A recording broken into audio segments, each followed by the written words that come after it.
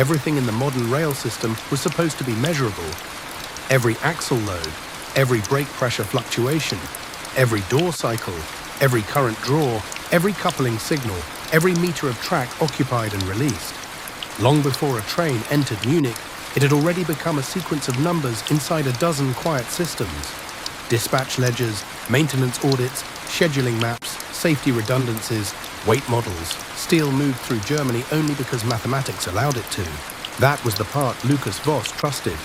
At 0512, on a wet Thursday in October, an intercity express slid south through the last industrial outskirts before München Hauptbahnhof. Its white body caught the weak yard lights in long, cold reflections. Rainwater trembled along its flanks. Beyond the outer tracks, signal towers stood like dark sentries above the freight sidings. And the dawn over Bavaria had not yet decided whether to arrive. The train had left Berlin with 10 passenger carriages. By the time it entered Munich, it had 11. No alarm had sounded. No conductor had reported an irregular coupling event. No passenger had pressed an emergency call button. No maintenance sensor had recorded an unauthorized attachment. The onboard formation log, checked automatically every 7 minutes during transit, showed the same clean sequence from departure to arrival, 1 through 10, intact and confirmed. To every official system that mattered, the train was exactly what it had always been. And yet, the arrival weight was wrong. Lucas saw the discrepancy in a basement office under the operations building. Where there were no windows and very little conversation, the room smelled faintly of printer toner, stale coffee, and heated circuitry. A ventilation unit hummed overhead with the steady indifference of a machine that had never known surprise.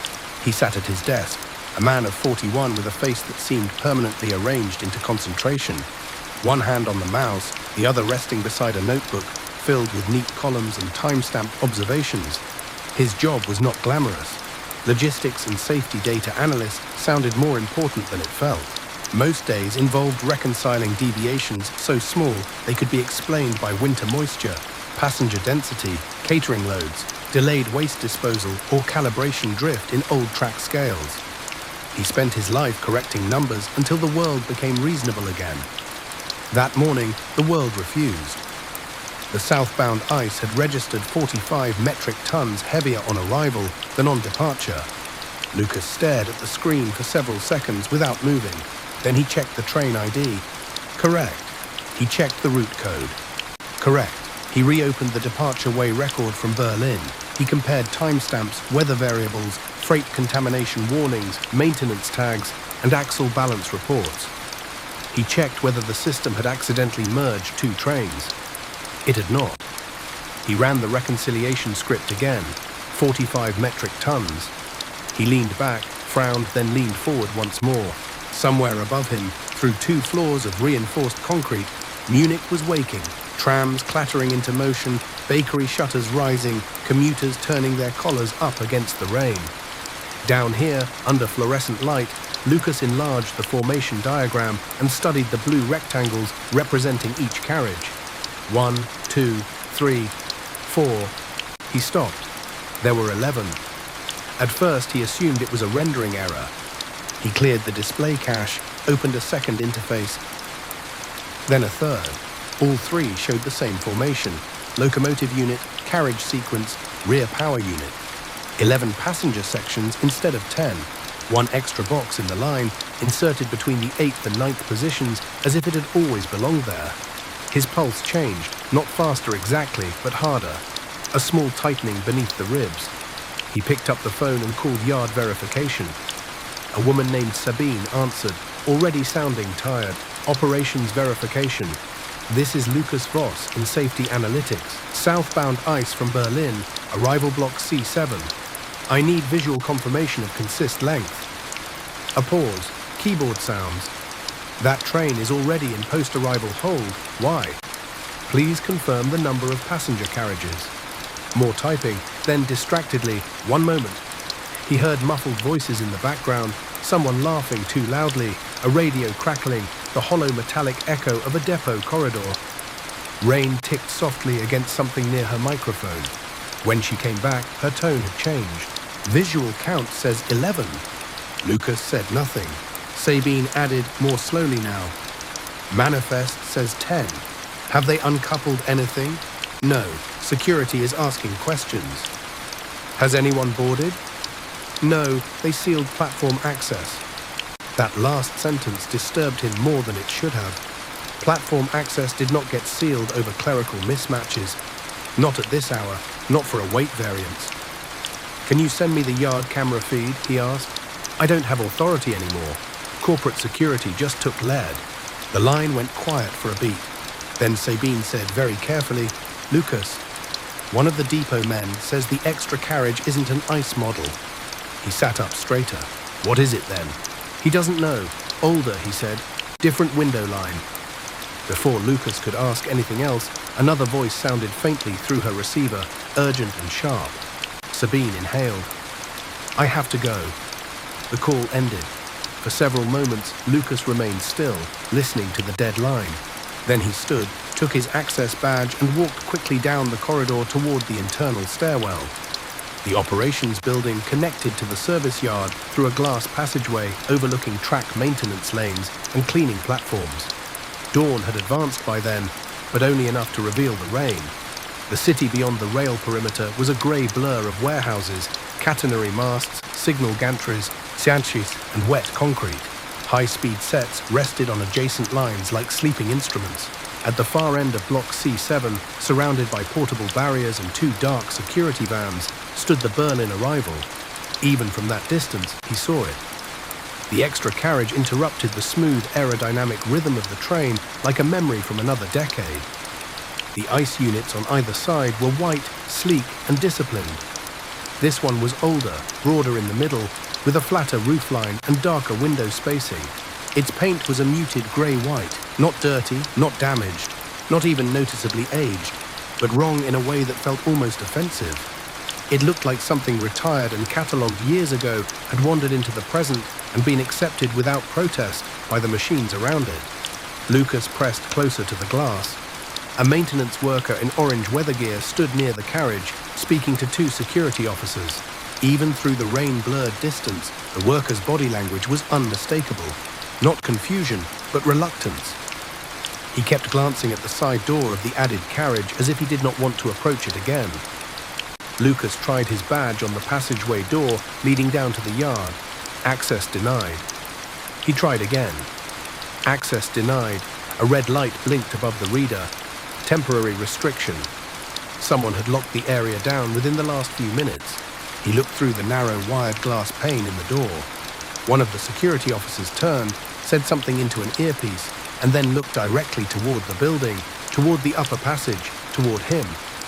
Lucas stepped back. By the time he returned to his office, an internal incident memorandum was already waiting in his inbox. It was marked provisional and restricted. The wording was dry, almost bored. Temporary carriage count discrepancy, possible clerical routing error, await revised inventory reconciliation, do not distribute externally. There was no mention of platform seals, no mention of corporate security taking control, no mention of an older carriage appearing inside a digitally verified train formation without a single recorded anomaly. At the bottom was a note assigning him a narrow task. Audit only the weight discrepancy and close the report after supervisory review, nothing more. Lucas read it twice. Then he opened the raw arrival image archive before the permissions could change. The first thumbnail loaded slowly through the network lag. Wet platform, signal glare, white train body. He enlarged it. The image was grainy and overexposed around the edges, but the extra carriage was unmistakable. And in the dark rectangle of one window, where no passenger should have been and no reflection made sense, there seemed to be something like a shadow standing perfectly still inside the immaculate empty compartment. Before he could zoom further, the file vanished from the server. By the end of the morning, the system had already begun correcting itself. That was how Lucas Voss thought of it, though he knew the correction was not mathematical. It was human, quiet, procedural, and deliberate. Files that had existed at 0718 were unavailable by 0940.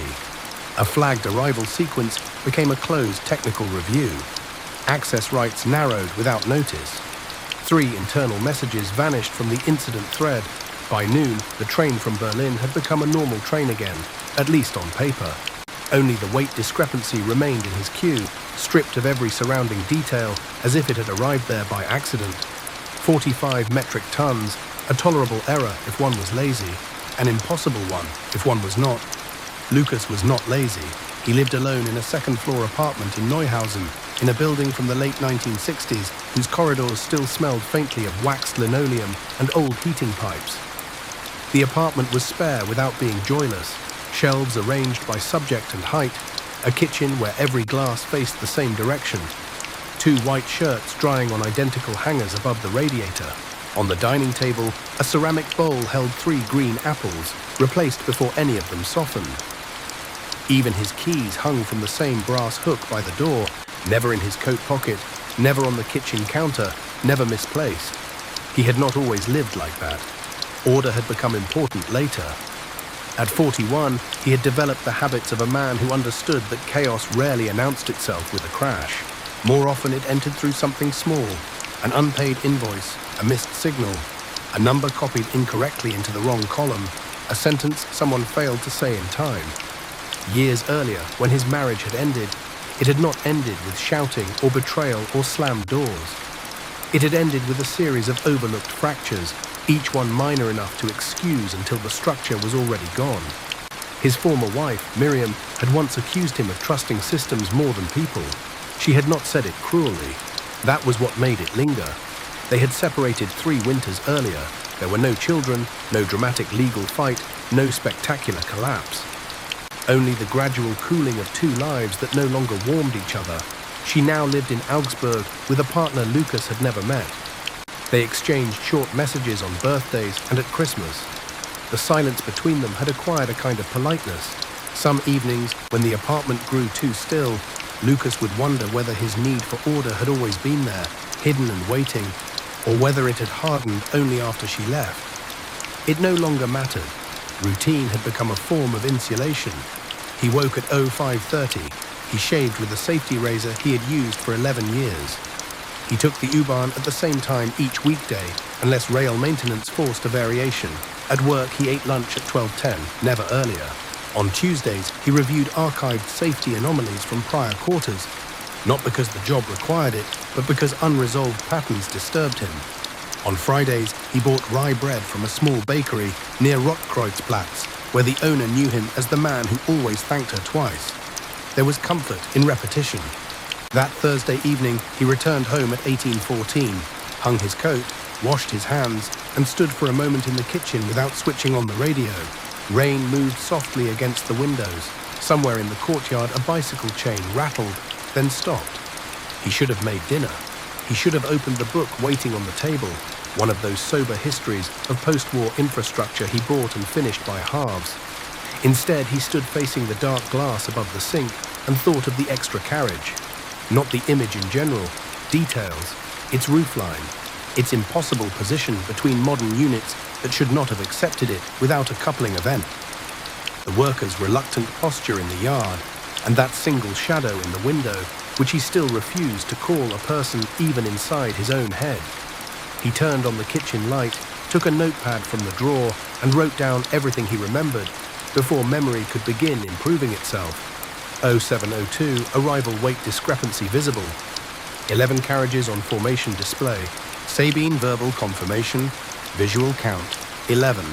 Manifest, 10. Older carriage, not ICE model. Security took lead unusually early. Yard access restricted immediately.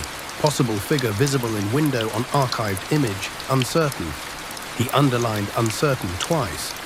Then he opened his laptop and logged into the remote system through a home authentication token he was technically discouraged from using for live anomaly work. The official incident page had shrunk even further. The language now read, rolling stock documentation mismatch, under review. No attached images, no yard notes, no visible security chain. Someone had rewritten the event into something bureaucratically survivable. Lucas sat back. The building's plumbing thudded once in the wall behind him.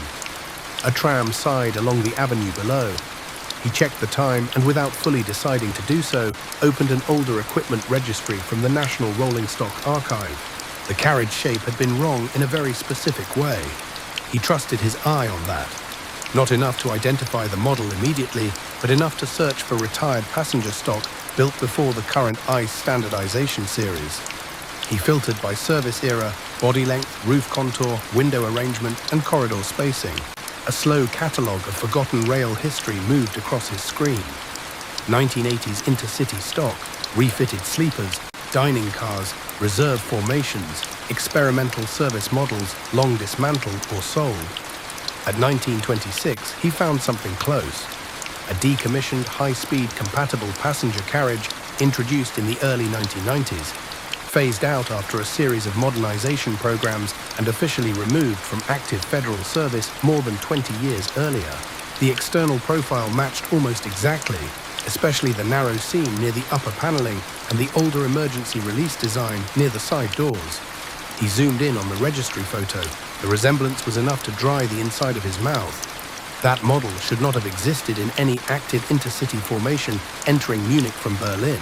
Not by mistake, not through normal yard rotation, not through clerical error. The software that managed rolling stock assignment had no modern pathway that could insert a decommissioned carriage into a high-speed passenger train unnoticed. And even if a human override had forced one, the physical coupling systems would have generated a chain of alerts impossible to miss. He closed the archive window and rubbed his forehead. There were rational explanations. Corrupt records, mistagged equipment, incorrect image timestamp, a training exercise involving legacy stock, a maintenance tow misidentified in the logs. He listed them one by one on the notepad, not because he believed them, but because discipline required alternatives before obsession. Then he crossed them out one by one. At 20:03, his phone vibrated. For a moment, he expected a work message from a supervisor asking why he had accessed old equipment data from home. Instead, it was his younger sister, Johanna. He let it ring twice before answering. "You sound tired," she said at once. "I'm fine." "That means you're not." Johanna lived in Starnberg, taught music at a secondary school, and had spent most of their adult lives treating Lucas with a mixture of affection and exasperation. She believed he worked too much, ate too little, and mistook control for peace. She was not entirely wrong, which made conversations with her slightly dangerous. "Long day," he said. "Come Sunday for lunch. Mutter keeps asking whether you disappeared into your tunnel again." "I don't live in a tunnel." "No, but you decorate like a careful mole." Despite himself, he smiled faintly. "I'll see." She paused. "Lucas, you're doing that thing where you stop using verbs. What happened?" He considered telling her that a train had arrived with an extra carriage no one could explain. The words sounded absurd before he spoke them. He imagined the silence on her end, then her gentle suggestion that he sleep, eat, and wait for the official explanation. She would mean well. She would also, in that moment, make the thing feel smaller than it was. "Nothing I can explain quickly," he said. "That usually means something is already explaining you instead." He said nothing. Her voice softened. "Just don't let one strange work problem eat your whole week." After they hung up, the apartment seemed quieter than before. He made tea he did not want. He stood by the window and watched rain glaze the parked cars below. One by one, windows in the opposite building brightened and then were curtained over. Behind ordinary domestic light, other lives settled into dinners, arguments, television, sleep. Munich had no knowledge of the extra carriage. Passengers from the Berlin train were likely already home, unpacking bags, answering emails, forgetting they had ever crossed Bavaria at all. That detail unsettled him more than any technical impossibility. No one had noticed. An entire passenger carriage had existed among them. Attached to their train, moving through stations, tunnels, and forest corridors at high speed, and not one of them had called attention to it. Not a child staring from a platform, not a conductor doing a walkthrough, not a business traveler searching for the quiet compartment, not even, apparently, the onboard system designed to know the train better than any human ever could. He returned to his laptop and began pulling public-facing records that corporate security had not yet thought to restrict. Service bulletins, trackside sensor summaries, route timing deviations, power draw fluctuations, axle heat reports, brake pressure deltas.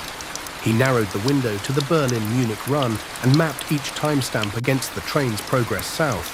Most values were normal, almost offensively normal. Then he found a brief communications dropout, not unusual on its own. German high-speed lines passed through interference zones now and then, especially in weather. But this blackout sat precisely between two otherwise stable telemetry clusters, lasting 78 seconds on a forested Bavarian curve where the route bent through an older communications corridor near maintenance exclusion land. 1 minute and 18 seconds, during which multiple live data confirmations had been delayed, cached, and uploaded in a batch. The system had flagged it, then dismissed it automatically. He marked the location and stared at the map. The curve had a name in the maintenance ledger, though crews rarely used it anymore. Abschnitt 27B, Sector 27B, dense woodland, limited access road, history of signal relay instability in wet weather. Lucas enlarged the telemetry chart, and another inconsistency emerged so small it might have escaped anyone less patient. During the blackout interval, the train's total mass estimate, derived indirectly from traction response and power demand, showed a momentary deviation before settling into the new, heavier profile that continued all the way into Munich. The change did not happen at arrival. It happened there, on that curve. He felt a pressure gathering in the room, though nothing had changed except his understanding of it. The extra carriage had not been discovered in Munich. It had joined the train somewhere in the dark woods, between audited certainty and electronic silence. At 21:11, his work phone rang. The number display showed no caller ID, only an internal automated prefix. He answered. There was no voice. For several seconds, he heard only a low mechanical resonance, deep and rhythmic, like metal under strain far below the earth. Not scraping, not static, something slower. A groaning pulse, evenly spaced, as if two enormous structures were moving against one another in the dark. Then the line clicked, and a recorded female system voice said, with perfect politeness, routing error corrected. The call ended. Lucas remained standing in the silent kitchen, the phone still against his ear.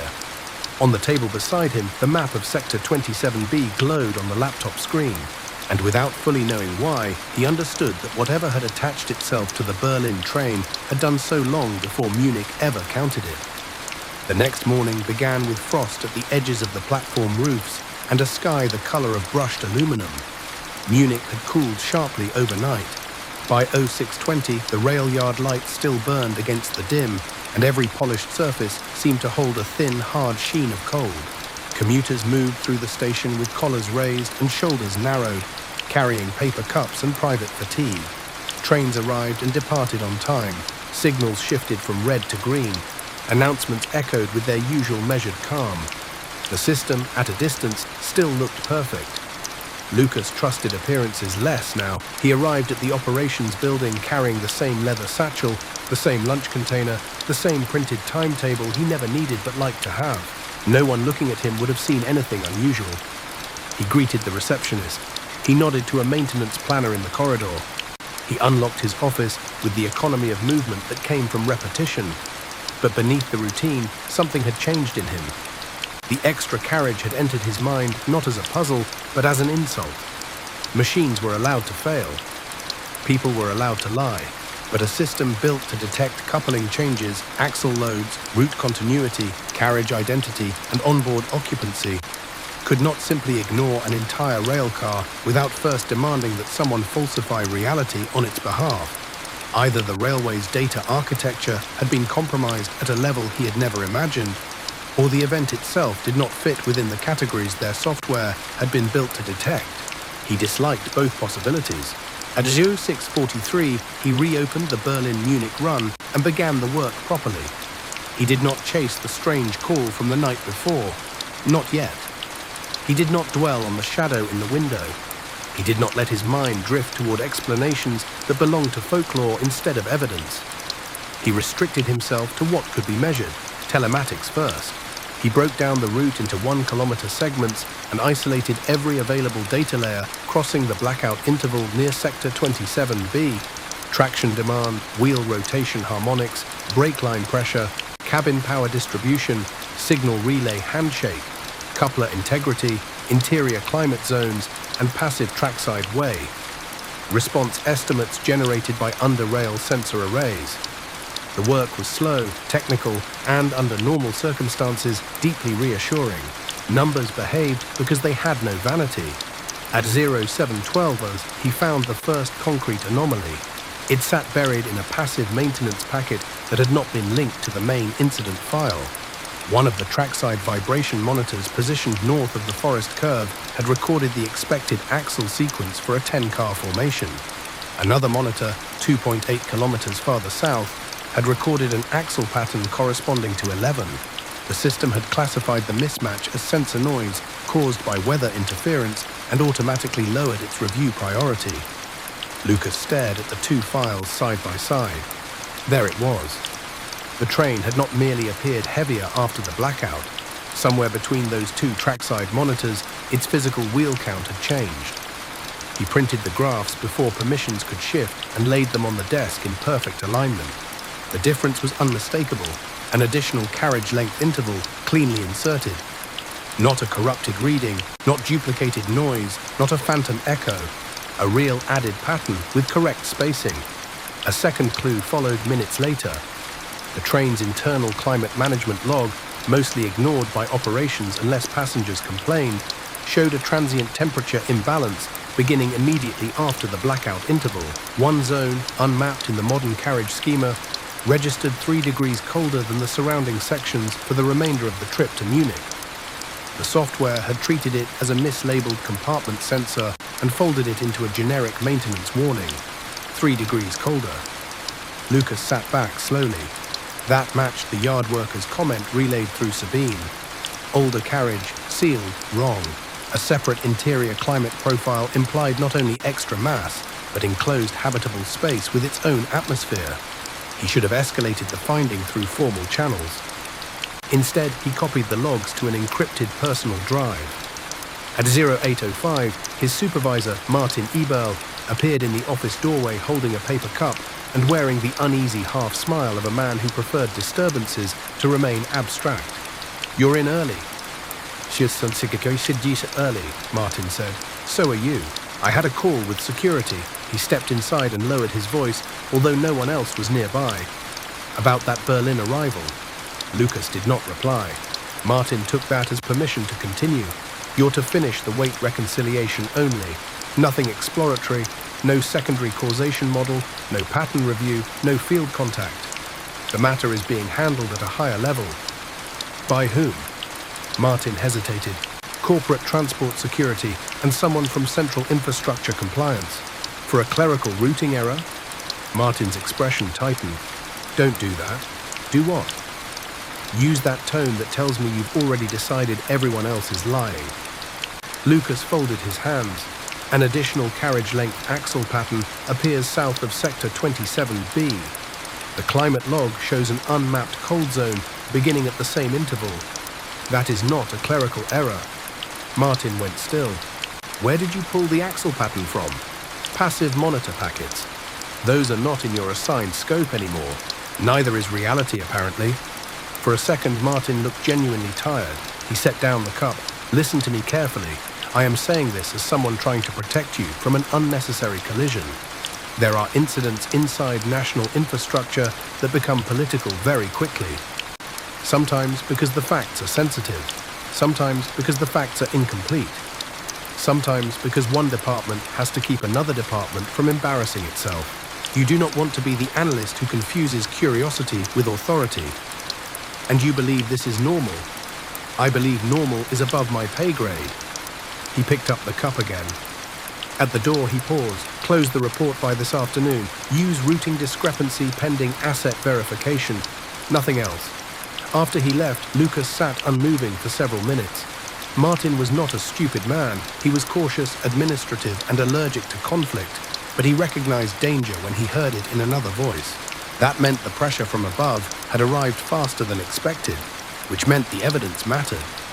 At 0918, Lucas sent Sabine a short internal message asking whether the Berlin train was still in the yard. No reply. At 0937, he tried again, phrasing it more neutrally. Still nothing.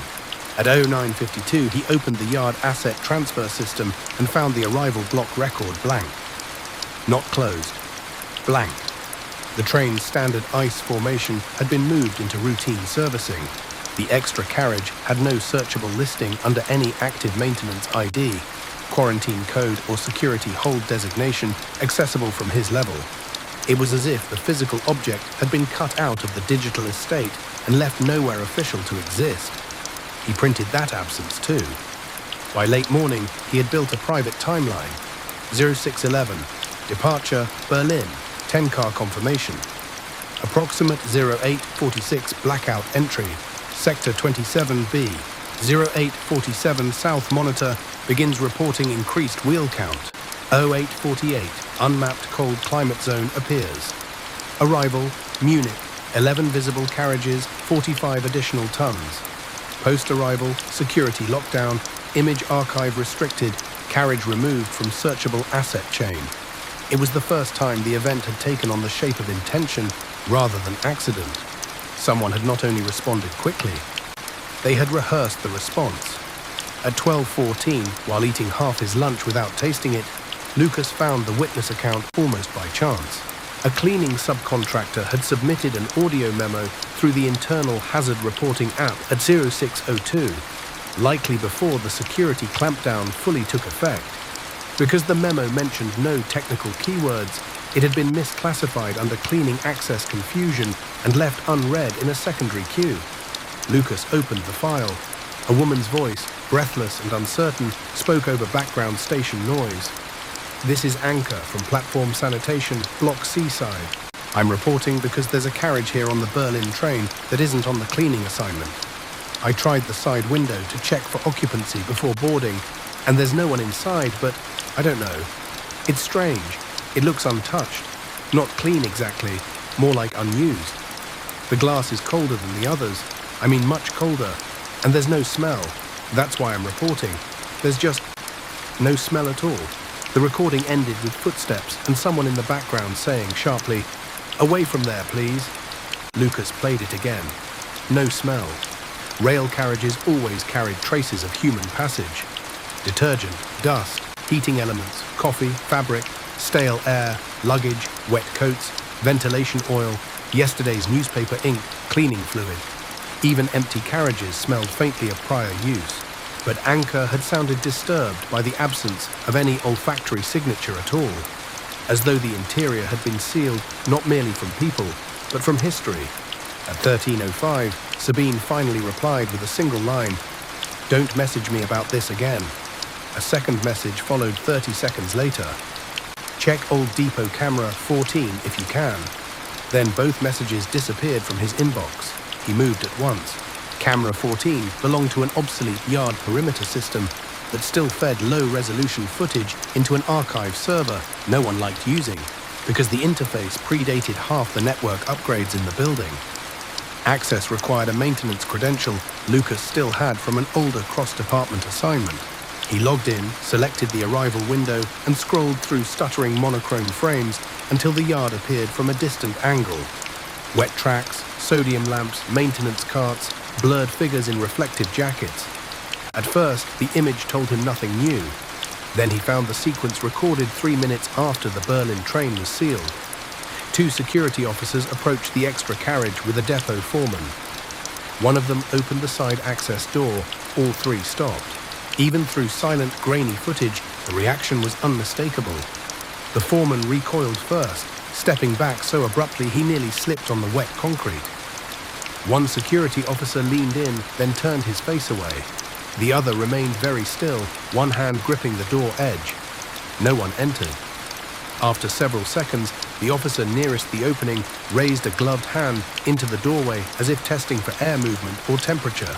Then he withdrew it immediately. A moment later, all 3 looked upward at exactly the same time. Not at each other, not toward the yard. Upward into the carriage ceiling, as though they had heard something above them inside the empty compartment. The footage had no sound, but Lucas could almost imagine it.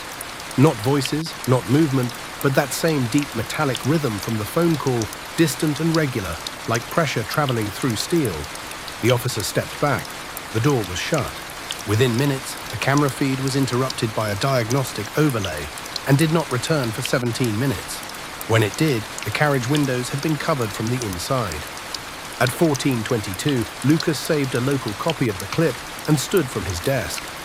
He needed to see the physical site where the change had happened, not the yard that was already tightening around itself. The forest curve, Sector 27B. He printed a maintenance map, folded it into his jacket pocket, and told no one where he was going. As he passed through the lower corridor toward the exit, he noticed two men he had never seen before standing near the security desk. Both wore dark coats rather than railway uniforms. One held a visitor badge that had been turned backward. Neither spoke. But as Lucas crossed the lobby, one of them lifted his head with the faint, practiced alertness of someone matching a face to an internal photograph. Lucas kept walking.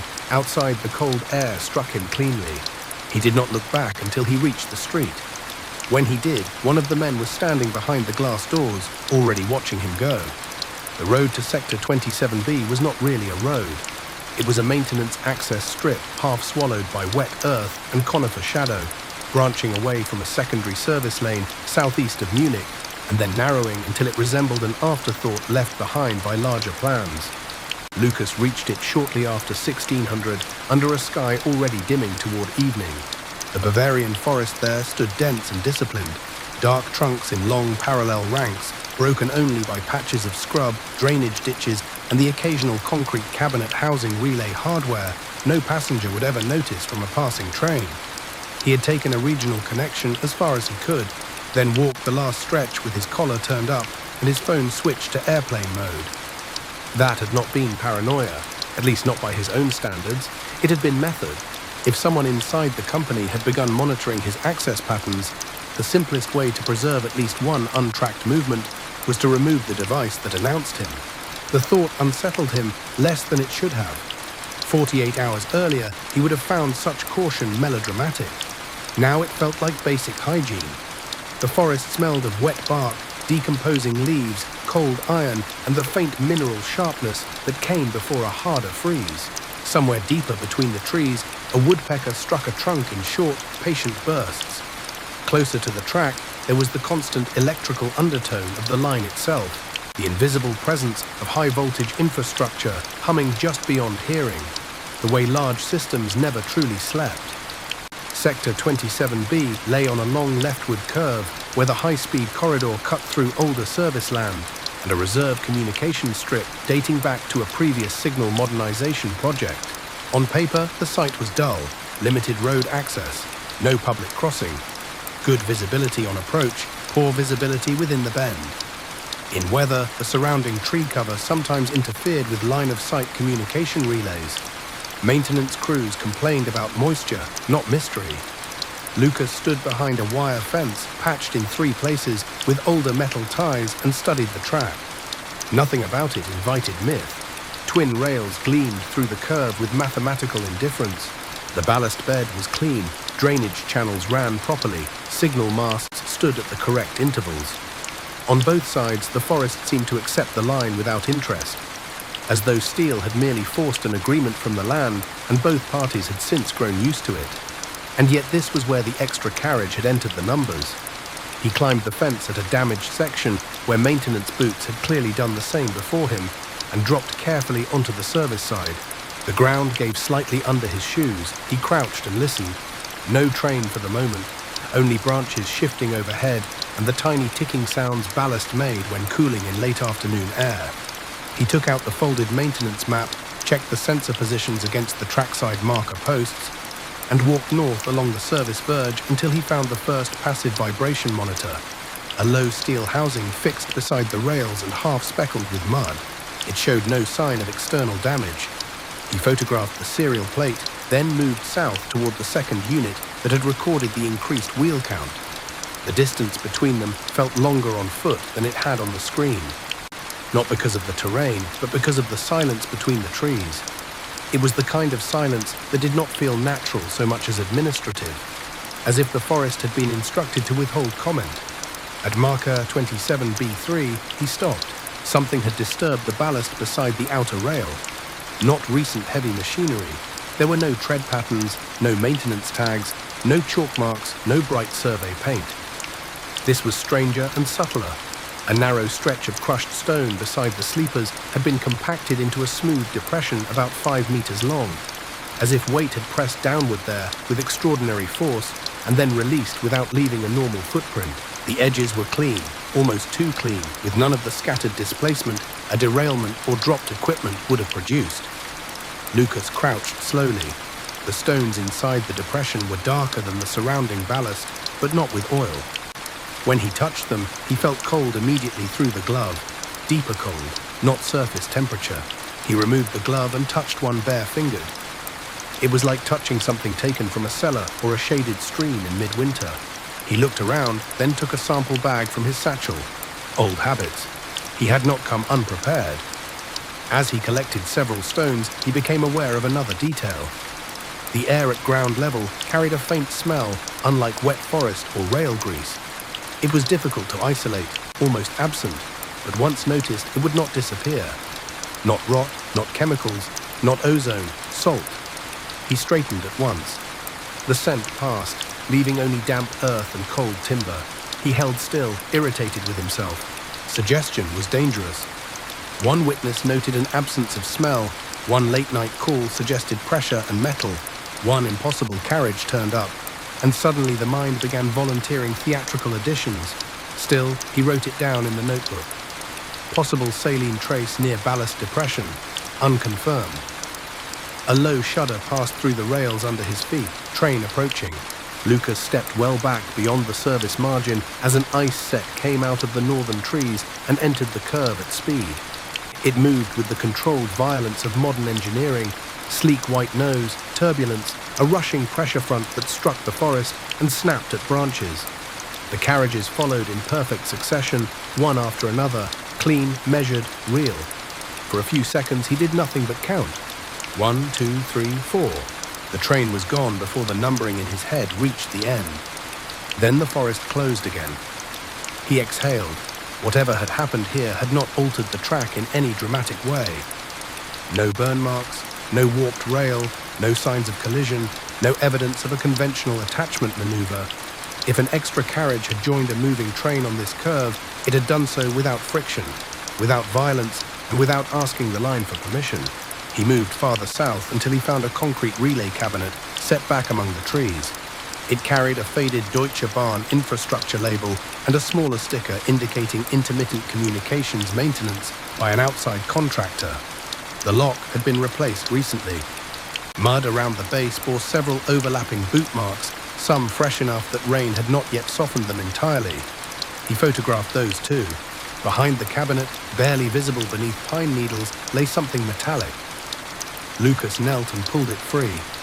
It was a track worker's flashlight, mud-caked but intact, one of the heavy industrial models issued to overnight maintenance crews. The battery compartment was corroded. A name had once been written on the side with black marker and then partly rubbed away. Only 3 letters remained. R.I. He turned it over in his hand. A worker had been here at some point and either dropped it or left in a hurry. That alone meant little. Maintenance crews moved through these sectors constantly, but when he checked the tool issue records on his phone, briefly disabling airplane mode and using a cached personnel list, no active team currently assigned to Sector 27B included a surname matching those letters. He slipped the flashlight into his satchel. At 17:08, just as the light began thinning into blue-gray, a voice behind him said, "You shouldn't be here alone." Lucas turned sharply. The man standing several meters away wore orange weatherproof trousers, a dark fleece under an unzipped work jacket, and the guarded posture of someone accustomed to difficult machinery and more difficult instructions. He was in his late 50s, broad in the shoulders, with a tired face and a beard that had gone white unevenly. One hand rested on the strap of a tool bag, the other remained free. For a moment, neither man spoke. Then the worker nodded toward the track. "You're not maintenance?" "No." "Security then?" "Also no." The man looked at him more carefully. "Office?" "Operations analytics?" A dry, humorless smile touched the man's mouth. "That explains the shoes." Lucas did not smile back. "Do you work this sector?" "Not anymore, officially." The answer was strange enough to earn silence. After a moment, the man stepped closer, but not too close. "Name's Rainer Dietz. used to handle relay inspections on this corridor before they moved half the diagnostics into central systems and told the rest of us to trust the screens. RIE. Lucas glanced toward the satchel where the flashlight now rested. Rainer noticed. You found something. Lucas made a decision he could not yet justify and took out the flashlight. The older man's expression changed at once. Not surprise exactly, but recognition mixed with reluctance. I lost that 2 years ago, Rainer said quietly. Here? The forest seemed to tighten around the word. Lucas held the flashlight a moment longer, then passed it over. Rainer took it with an odd care, as if accepting an item returned from somewhere he had not expected anything to come back from. What happened? Lucas asked. Rainer turned the dead flashlight in his hand, studying the corroded switch. The official answer or the useful one? The useful one. The older man looked down the line before speaking, as though checking whether the trees themselves could be trusted. There was a communications failure on this curve in late November 2 years ago. Weather clear, no storm, no reason for it. 3 maintenance indicators dropped at once, then came back normal. I was nearest, so they sent me out after dark to inspect the relay cabinet and verify there wasn't vandalism or a fire. Simple call. He paused. It stopped being simple after the freight passed. What freight? That's just it. None was scheduled. A branch shifted above them. Lucas waited. Rainer continued in the same restrained tone, which made the story more unsettling, not less. I heard it first. Thought it was a delayed heavy haul somewhere north. Deep wheel noise, slower than passenger traffic. Wrong rhythm for this line. Then I saw lights through the trees, too low, too pale. I came toward the track expecting a service movement. What came through the curve looked like rail stock, yes, but not one configuration I knew. Longer than it should have been. Dark. No markings I could read. It didn't feel like it was riding the line so much as agreeing with it for a few seconds. Lucas said nothing. I know how that sounds, Rainer added, which is why I wrote none of it in the report. I put relay interference and visual uncertainty due to low light. They were satisfied with that. More than satisfied. Next week, I was moved off this corridor without explanation. Why didn't you keep asking questions? Rainer laughed once under his breath. Because I was 56, 3 years from pension eligibility, with a wife recovering from surgery and a son who still thought his apprenticeship might not hold. Because men in dark coats came to my depot and asked whether I was sleeping properly. Because one of them knew my daughter's address in Regensburg without looking at a piece of paper. Pick one. The answer landed between them with the hard clarity of something long carried and never put down. Lucas looked toward the curve. Did you hear anything inside it? Rainer's jaw moved slightly before he answered. Metal, but not like wagons coupling, more like pressure, as if something enormous was turning in a place with no room for it. The same description Lucas would have chosen if he had trusted his own imagination. And afterward? Nothing. No marks, no debris, no crash, no paperwork. Next day, the systems all agreed nothing unusual had happened. He nodded toward the ballast depression near the rail. Except sometimes the ground disagrees. Lucas followed his gaze. You've seen that before. It comes and goes. Not always in the same place, usually after blackouts. Rainer lowered his voice. I stopped checking. That was the safest thing I ever did. For a while they stood listening to the forest darken. Then Lucas asked, who else noticed? Rainer did not answer immediately. When he did, his voice was quieter still. A woman from infrastructure compliance. Name was Eva Mertens. Smart, too smart to let it go. She came out here 6, maybe 7 times after my incident. Collected soil, interviewed relay technicians, requested unscheduled data pulls from Central Archive. Then one day she stopped, officially transferred to Frankfurt. That's what they said. And unofficially? Rainer looked at him directly for the first time. Unofficially, her office was emptied before lunch, and no one in Munich ever said her name again. The last light thinned between the trees until the rails shone like lines cut into black water. Lucas felt the investigation shift under him. Until now, he had still been able to imagine the extra carriage as an isolated event, rare and sealed, some single bureaucratic contamination. But Rainer's account pushed the problem backward in time. Someone else had seen the line behave impossibly. Someone else had followed the pattern. Someone else had disappeared from the conversation so neatly that even mentioning her now seemed like an administrative violation. This was not an incident. It was a history. A hard wind moved through the conifers, and with it came that faint saline trace again, only for a second, only enough to make the back of Lucas's neck tighten. Rayner noticed his expression. "You smell it too sometimes." "What is it?" "No idea." He zipped his jacket and stepped back toward the service path. "Go home, Herr Analyst. Whatever you think you're building out of numbers, someone older and better funded has already built walls around it." "And Eva Mertens?" Rayner stopped walking. Without turning back, he said, "There's an old regional archive annex near Ostbahnhof where compliance used to store paper audits before digitization. Basement level. She spent time there before she vanished. If she left anything behind, it won't be in the systems they control." He resumed walking and was almost lost among the trees when he added, "If you keep going, don't do what I did. Don't write the part that makes them comfortable." Then he was gone. Lucas remained beside the track until the next train passed, counting the carriages again in the dark, as though repetition alone could defend him against what he had heard. When the noise faded, the forest resumed its silence, but it was no longer empty silence. It felt inhabited by withheld answers. He climbed back over the fence and started toward the access lane. Halfway to the road, his phone, still in airplane mode, disconnected from any network, began to vibrate inside his coat pocket. He stopped walking. The screen lit up with an incoming call.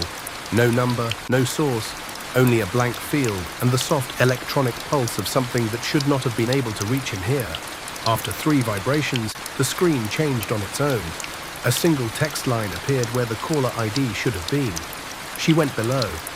Then the phone went dark. By the time Lucas reached Ostbahnhof the next morning, the city had turned brittle with cold. A pale sun hung over Munich without warmth, flattening color rather than revealing it. Tram cables gleamed like drawn wire above the streets. Delivery vans idled in narrow lanes. Commuters passed in disciplined currents, their breath visible in brief white bursts before disappearing into the ordinary machinery of the day. Nothing in the city's surface suggested fracture. That was becoming part of the terror. Systems did not need to look disturbed in order to hide damage. Lucas arrived at work on time, performed the expected motions, answered 2 routine emails, and submitted a provisional note on the Berlin weight discrepancy that said almost nothing. Enough to delay questions, not enough to close the file. He spoke to no one about Sector 27B, about Rainer Dietz, or about the phone call that had reached him in a dead zone with his device disconnected from the network. He had slept barely 3 hours, not because he was afraid, though fear had taken its place somewhere under the ribs and remained there, cool and exact. What kept him awake had been the sentence on the screen. She went below. There were obvious meanings. Eva Mertens might have worked in a basement archive. She might have gone below into the system, deeper into buried records. She might have been driven underground professionally, erased into some internal administrative cellar. But the phrase resisted every rational interpretation by sounding too physical, too simple, too close to movement through space. He disliked ambiguity more when it arrived as language. At 10:26, using a generic facilities request as cover, he left the operations building and crossed the city toward the old archive annex near Ostbahnhof. The structure stood behind a row of post-war office blocks, no longer fashionable enough to renovate and not yet neglected enough to condemn. It was 5 stories of practical grey masonry, narrow windows and a recessed service entrance where the intercom panel had yellowed with age. A small bronze plaque still bore the older departmental designation from before Deutsche Bahn's reorganizations had folded half the country's infrastructure paperwork into centralized digital systems. Many buildings in Germany carried history with a kind of modest fatigue. This one carried secrecy. The lobby smelled of dust, radiator heat, and old paper fibers. Fluorescent lights hummed above a reception counter where no one sat. A notice board displayed evacuation routes last updated 3 years earlier. Somewhere behind a locked door, a copier clicked and fell silent. Lucas moved through the space with the restrained pace of someone who belonged just enough not to attract immediate challenge. A security camera watched the corridor to the stairwell. He saw it, acknowledged it, and kept walking. Basement level was reached by concrete stairs whose edges had been worn smooth in the center by decades of use. The air cooled perceptibly with each landing. By the time he pushed through the lower fire door, the warmth of the upper floors had vanished. The corridor below was longer than he expected, lined with metal doors carrying fading inventory labels. Retention, signal audits, procurement legacy, compliance closed files. He stood still and listened. No footsteps, no voices, only the small infrastructural noises that old buildings produced when unobserved. Water moving in pipes, expansion ticks inside the radiators, the dry electrical murmur of strip lighting. She went below. He began with compliance closed files. The room beyond was larger than the exterior suggested, packed with rolling archive shelves on tracks, cardboard file boxes, and older steel cabinets with index drawers. Someone had modernized part of the system years ago and then stopped midway. New barcode labels had been added over handwritten ones. Half the boxes were catalogued digitally. The rest still depended on paper references clipped inside yellowing binders. It was an environment built by overlapping bureaucracies, each one assuming the next would finish the work. Lucas felt unexpectedly calmer there. Records, however neglected, still obeyed principles. He found the manual access ledger hanging from a hook near the door and turned its pages carefully. Names, dates, department codes. Most were routine transfers from legal review, audit consolidation, insurance claims. Then he found her. Mertens, Eva. 6 entries over 4 weeks, all signed under infrastructure compliance review. The last one had no sign-out time. He held the ledger open for a long moment. That by itself proved little. People forgot to sign out. Clerks closed rooms carelessly. Paper trails were full of omissions. Yet coming after Rainer's account, after the vanished office and the unsourced message, the missing sign-out looked less like clerical imperfection and more like the beginning of a shape. He copied the dates into his notebook. The older files were arranged by region and subject. It took him 30 minutes to reconstruct the indexing logic used during the years when Eva had accessed the room. Twice he heard movement in the corridor and paused with a file box half lifted, but no one entered. The air smelled faintly of cardboard glue, dust, and something older in the concrete itself, as though the building had absorbed decades of cooled anxiety.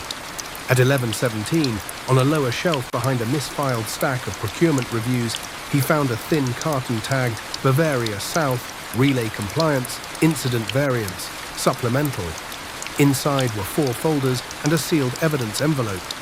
The first folder contained routine signal audits. The second held moisture corrosion complaints on rural cabinets. The third was nearly empty, except for one requisition form, with Eva Mertens' initials and a handwritten note requesting access to temporary anomaly storage from Central Infrastructure Oversight. The request had been denied, no reason given. The fourth folder had no cover label at all.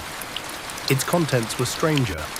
Photocopies of track maps around Sector 27B, transcribed interviews with relay contractors, printouts of communications blackout clusters along the Berlin-Munich line going back 6 years, handwritten annotations in a narrow, disciplined script, likely Eva's, circling specific timestamps and marking repetition intervals in red pencil. Not weekly, not monthly, not weather correlated, something else. Lucas scanned the patterns and felt his concentration sharpen into something colder. The blackouts were not random. They occurred in loose cycles, sometimes months apart, but with a measurable clustering around freight windows, line maintenance downtimes, and administrative blind periods when route telemetry was handled in delayed upload batches rather than live review. Someone had built a hidden operational rhythm around moments when visibility was thinnest, or something had learned to use them. He forced himself back to evidence. One interview transcript, dated 18 months earlier, recorded a contractor describing a low resonance under the cabinet flooring during an outage at Sector 27B. Another referred to a patch of ballast that remained cold after sunrise. Both testimonies had been marked anecdotal and excluded from the final compliance report. Eva had written in the margin beside one exclusion, "Repetition without category does not equal error." Lucas read that sentence twice. It was the first time he felt he was in direct intellectual contact with her. Not through rumor, not through absence, but through method. She had seen what he was seeing now, that the system's greatest defense was not denial, but classification. Anything that did not fit existing categories could be marked unreliable and quietly removed from significance. At the bottom of the folder lay a small paper packet folded around a keycard and a receipt stub. The stub came from an industrial laboratory in Garching, soil and particulate analysis, submitted under compliance review. The result summary had been detached, but a handwritten note remained on the back in Eva's hand. Not contamination, marine microfossils, impossible depth profile. Lucas felt the room contract around him. Marine microfossils. His mind went at once to the faint saline trace in the forest, to the wrong cold in the ballast, to the strange knot smell reported inside the carriage. He had no right yet to connect them, but the connections had already begun forming beyond permission. He set the stub aside and opened the sealed evidence envelope. Inside was a transparent sample sleeve containing grey dust, a swab vial with an older lab tag, and a Polaroid photograph. The photograph showed the interior of a passenger carriage. For several seconds, Lucas simply stared. The angle was awkward, likely taken quickly from the doorway. A row of seats, overhead luggage racks, clean windows reflecting a hard white flash. No visible people, no damage, no graffiti, no debris. The compartment looked less abandoned than untouched, preserved at the exact point where human use should have begun, but never had. Every surface was immaculate to the point of abstraction. What made the image unbearable was not what it contained, but what it excluded. No scuff marks on the floor, no wrinkles in the upholstery, no smears on the glass, no newspaper fibers in the seat seam. Nothing in the compartment appeared to have been lived in, travelled through, leaned against, warmed by bodies, or aged by air. It was not merely clean. It was absent of history. Pinned to the back of the photograph was a typed slip. Source: unregistered carriage, Munich, hold facility, access acquired without authorization. Date: 2 years earlier. So there had been another carriage, towed, not metaphorically, not in a story told by frightened workers or reassigned technicians. A physical, unregistered carriage had already been held in Munich once before. Eva had entered it. She had taken a photograph, and whatever came afterward had been enough to remove her from ordinary professional existence. Lucas looked up at the room around him as if expecting someone to be standing there. No one was. He returned to the envelope. Beneath the sample sleeve lay a final item, a micro-cassette tape in a cracked plastic case, labelled only with a date and the notation Hangar 0314. He had not seen one of those in years. The basement archive room seemed suddenly less like storage and more like a pressure chamber, one person's attempt to hold a pattern in place long enough that another might someday find it. He checked the corridor again, then searched the surrounding cabinets until, in a drawer of obsolete equipment, he found an old portable recorder with dead batteries still inside. He replaced them with fresh ones from his satchel. He carried spares by habit and inserted the tape. The machine clicked, whirred, then began to play. At first there was only room noise, a hollow space, slight electrical hum, a distant drip or metallic tap, then footsteps, then a woman's breathing. Controlled but faster than comfortable. Ava, almost certainly. Her voice came low, professional, trying to remain neutral for the sake of the record. Compliance review, supplemental note, time 0340, unregistered carriage in temporary isolation hangar. Interior temperature remains below ambient by approximately 3.2 degrees. No visible contamination. No occupancy trace. Repeating sound event has resumed above ceiling panels. Pattern non-mechanical or not attributable to standard rail vibration. There was a pause, a small scrape as if she had moved farther inside. Then she spoke again, quieter. There is condensation on the inside of the windows, but only at the upper corners. This should not be possible at current humidity. A low sound entered the recording. Lucas froze. He knew it at once. The same deep, rhythmic, metallic groan that had come through his phone, except clearer now and somehow more distant, as though travelling through layers of enclosed structure too large to belong inside a passenger carriage. Not banging, not rail movement, pressure and resonance, cycling with heavy patience. Eva inhaled sharply. The floor is vibrating, not from the hangar, from below. The next few seconds dissolved into static crackle and a muffled shift in her steps. When her voice returned, it had lost the composure of an official note. There is salt on the window frame, fine crystalline residue, I repeat, residue consistent with dried salt. That is impossible in this environment. The resonance deepened. Something in the recording changed shape acoustically, as if the compartment around her had become larger without moving.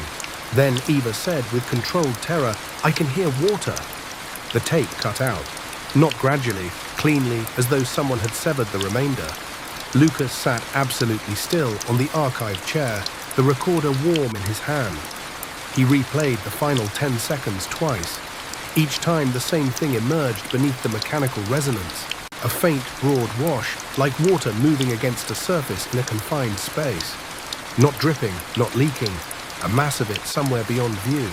He switched off the recorder and listened to the basement. Silence, but not complete silence. Somewhere beyond the archive wall, down another branch of the lower corridor, he could hear a slow, intermittent knocking. Not loud, not urgent. A measured metallic sound, repeating every few seconds. He stood, put the tape and photograph into his satchel, and moved toward the door. The corridor outside was empty. The knocking continued, slightly clearer now. It was coming from farther down the basement, past a door marked closed stacks, restricted access, and another marked sub-level utilities. Neither had been visible from the main stairwell. Neither appeared on the evacuation map by the entrance. She went below. Lucas followed the sound to the end of the corridor, where a final steel door stood half concealed behind shelving carts. Its old painted label had been sanded away, but the ghost of lettering remained under the fluorescent glare. Below the lock, someone had scratched 4 words into the metal with a key or a blade. "Do not open when hissing." Before he could decide whether the message was a joke, a warning, or the residue of panic. The knocking stopped. Then from the other side of the steel door came a soft rush of air, like pressure equalizing through a seal, and beneath it, faint but unmistakable, Lucas heard the distant metallic groan of something enormous turning in the dark. Lucas did not open the door. The decision was immediate and almost violent in its clarity. Every instinct pulling him toward it came from the same place that had already carried him too far. The refusal to leave a pattern incomplete. But some forms of restraint were not cowardice. Standing in the basement corridor of the archive annex, one hand half raised toward an unlabeled steel door, scratched with a warning no safety protocol would ever authorize, he understood that opening it alone would not be investigation. It would be surrender to whatever logic had begun replacing his own. The pressure hiss from the other side faded. Then there was silence again. He backed away slowly, not taking his eyes off the door, until he had reached the brighter part of the corridor. Only then did he breathe properly. His pulse was high and hard. The basement's dry fluorescent air suddenly felt too thin, as though the building itself had been holding its breath with him. He returned to the archive room, replaced the portable recorder where he had found it, and stood over Eva Mertens's folder with both hands on the table, forcing himself into sequence. What could be taken without immediate detection? What could be copied mentally? What absolutely could not be left behind? He chose the smallest and most dangerous items, the microcassette, the Polaroid, the laboratory stub, and a handwritten page of Eva's blackout interval notes. The rest he returned precisely as he had found it, down to the angle of the folders and the position of the evidence envelope inside the carton. By the time he stepped back into the corridor, the archive room looked untouched. He made it to street level without challenge. Outside, the cold hit him with a kind of moral cleanliness. He crossed to the far side of the street and only then allowed himself to look back at the annex. A woman in a charcoal coat was entering through the recessed doorway. Her face turned away, briefcase under one arm. Normal office movement, nothing notable. Yet when she passed the glass, she paused for the smallest fraction of a second and looked directly toward him. Not curiosity, recognition. Then she continued inside. Lucas turned and walked toward the station without haste. He did not run. He did not check behind him more than once. He boarded an S-Bahn 2 stops farther on than necessary and stood the entire ride. one hand on the pole, his satchel held close against his leg. At Ostbahnhof, reflected faces slid across the darkened train window. Students, office workers, a man in a delivery uniform rubbing sleep from his eyes, a woman reading messages through cracked phone glass. Munich moved around him in familiar pieces, but the familiarity had become hostile. Every public space now seemed full of people who had no idea how much effort was being spent to preserve the appearance of continuity. He arrived at the operations building just after 14 Uhr. Martin Abel was waiting in his office. That alone told Lucas the pressure had changed level. His supervisor stood by the desk rather than sitting in the visitor chair, which meant the conversation had not been planned as collegial. 2 folders lay stacked beside him. Lucas recognized one at once. The Berlin discrepancy file. The other was personnel. Martin's expression was not angry. It was worse than anger, strained compassion as he, in the service of an outcome already decided. "Close the door," he said. Lucas did. For a moment, neither spoke. The ventilation hummed. Somewhere down the corridor, a printer started and stopped. Martin exhaled. "Where were you this morning between 10 and noon? Off-site. Doing what? Work. Not authorized work." Lucas said nothing. Martin picked up the personnel folder and tapped its edge against his palm. "You've had 3 access irregularities in 48 hours. Legacy archive retrievals outside scope. Restricted camera review, unscheduled location variants, flagged by building exit logging. Central has noticed, security has noticed. And because security has noticed, I have had to notice." "Then notice properly," Lucas said. "The train entered Munich with an additional carriage that does not exist inside the official asset chain. We have conflicting axle counts north and south of Sector 27B, an unmapped cold zone inside the formation climate record, and at least 1 prior compliance investigation involving an unregistered carriage held in Munich 2 years ago." Martin's face changed at the last sentence. Not surprise, recognition mixed with immediate regret that he had allowed it to show. "Where did you hear that?" "So it's true." Martin placed the personnel folder back on the desk with unnecessary care. "You are making a mistake." "What happened to Eva Mertens?" The room seemed to contract. Martin lowered his voice so sharply it was almost a whisper. "Do not say that name again in here." Lucas held his gaze. "Why?" "Because you are not the first person to think this can be solved by persistence." "Solved? Is that what you call it?" Martin looked away toward the monitor, where ordinary rail flow data continued blinking across the map, as if nothing in the network had ever violated arithmetic. When he spoke again, his tone had lost its managerial texture. "I call it survivable." That word landed harder than any threat. Martin opened the Berlin file and pushed a printed memo across the desk. It was already signed by Central Oversight. Effective immediately, Lucas was suspended from anomaly-level access pending review of procedural overreach and data handling violations. His badge permissions would be reduced by the end of the day.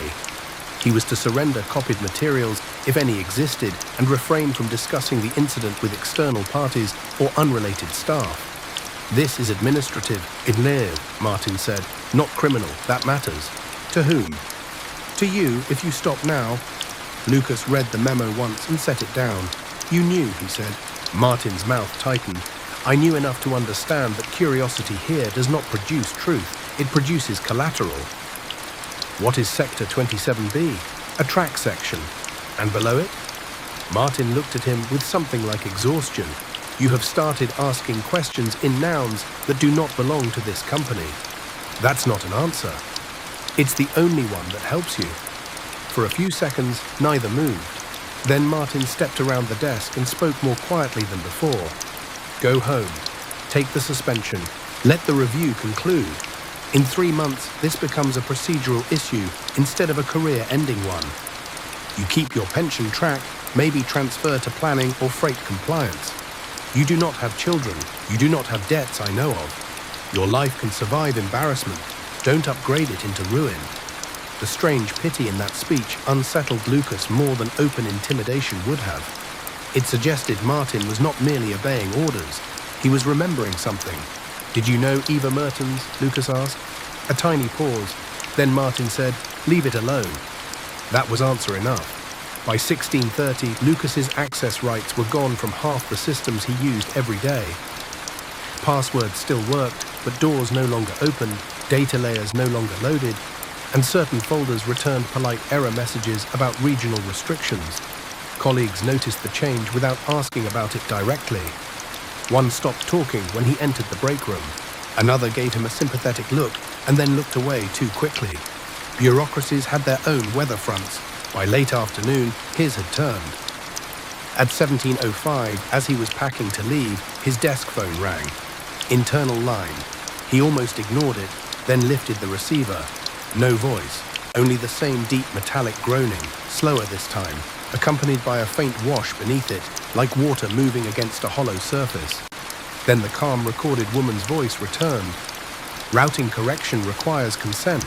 The line clicked dead. Lucas lowered the receiver carefully and looked around the office. No one nearby had reacted. Printers, keyboards, ventilation, corridor footsteps, the ordinary sounds continued. Either the call had routed only to him, or the system had become selective in a way no telecommunications architecture should be. He left the building through the side exit and found Johanna waiting near the tram stop. That was the first moment the damage became personal. She stood with her scarf looped twice around her neck, gloved hands in her coat pockets, shoulders set in the way they had been since childhood, whenever she was trying not to seem worried. Twilight had already settled over the street. Traffic hissed along wet asphalt. The operations building behind him glowed with sealed window indifference. "Martin called me," she said. Lucas stared. "Why would Martin call you?" "Because he had my number from the emergency contact file, and because he said you were under stress and might not be speaking rationally." Anger rose so quickly it clarified everything around it. He did not have the right. Maybe not, but he sounded frightened, Lucas. He looked toward the building instinctively, as if Martin might be behind one of the lit windows, watching the conversation unfold. Johanna stepped closer. What is going on? There, in the darkening street outside the life he had built by routine and restraint, the simplest option would have been to lie. To say it was a work dispute, a misfiled report, a temporary suspension inflated by internal politics. But he had crossed too many locked thresholds already, and loneliness had begun to distort the edges of his thinking. If he said nothing now, he would lose the last witness to his ordinary self. So he told her part of it. Not everything, not the scratched warning on the basement door, not the possibility of water where no water should be, not the shadow in the carriage window, because even now it sounded like contamination from the mind rather than evidence. But enough, the extra carriage, the impossible weight shift, the older model, the unregistered hold, the prior investigator, the blackout curve. Johanna listened without interrupting, her face gradually losing color in the cold. When he finished, she did not laugh. She did not tell him he was overtired. She did not suggest therapy, sleep, or perspective. Instead, she asked, very quietly, "Do you believe what you're saying?" "Yes." "Completely?" He hesitated, which was the honest answer. "I believe the data," he said. "I believe the records that survived removal. I believe someone is covering repeated events around that section of line.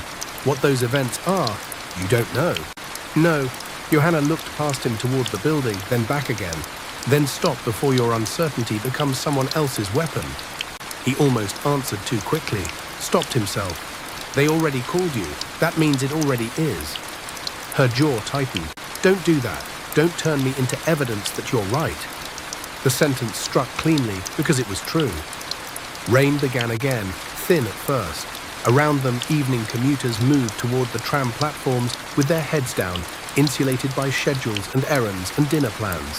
For a strange moment, Lucas envied them with almost physical force. Johanna pulled her gloves tighter and said, "Come home with me tonight. Starnberg. No laptop. No files. One night." He wanted to say yes. The desire surprised him by its intensity.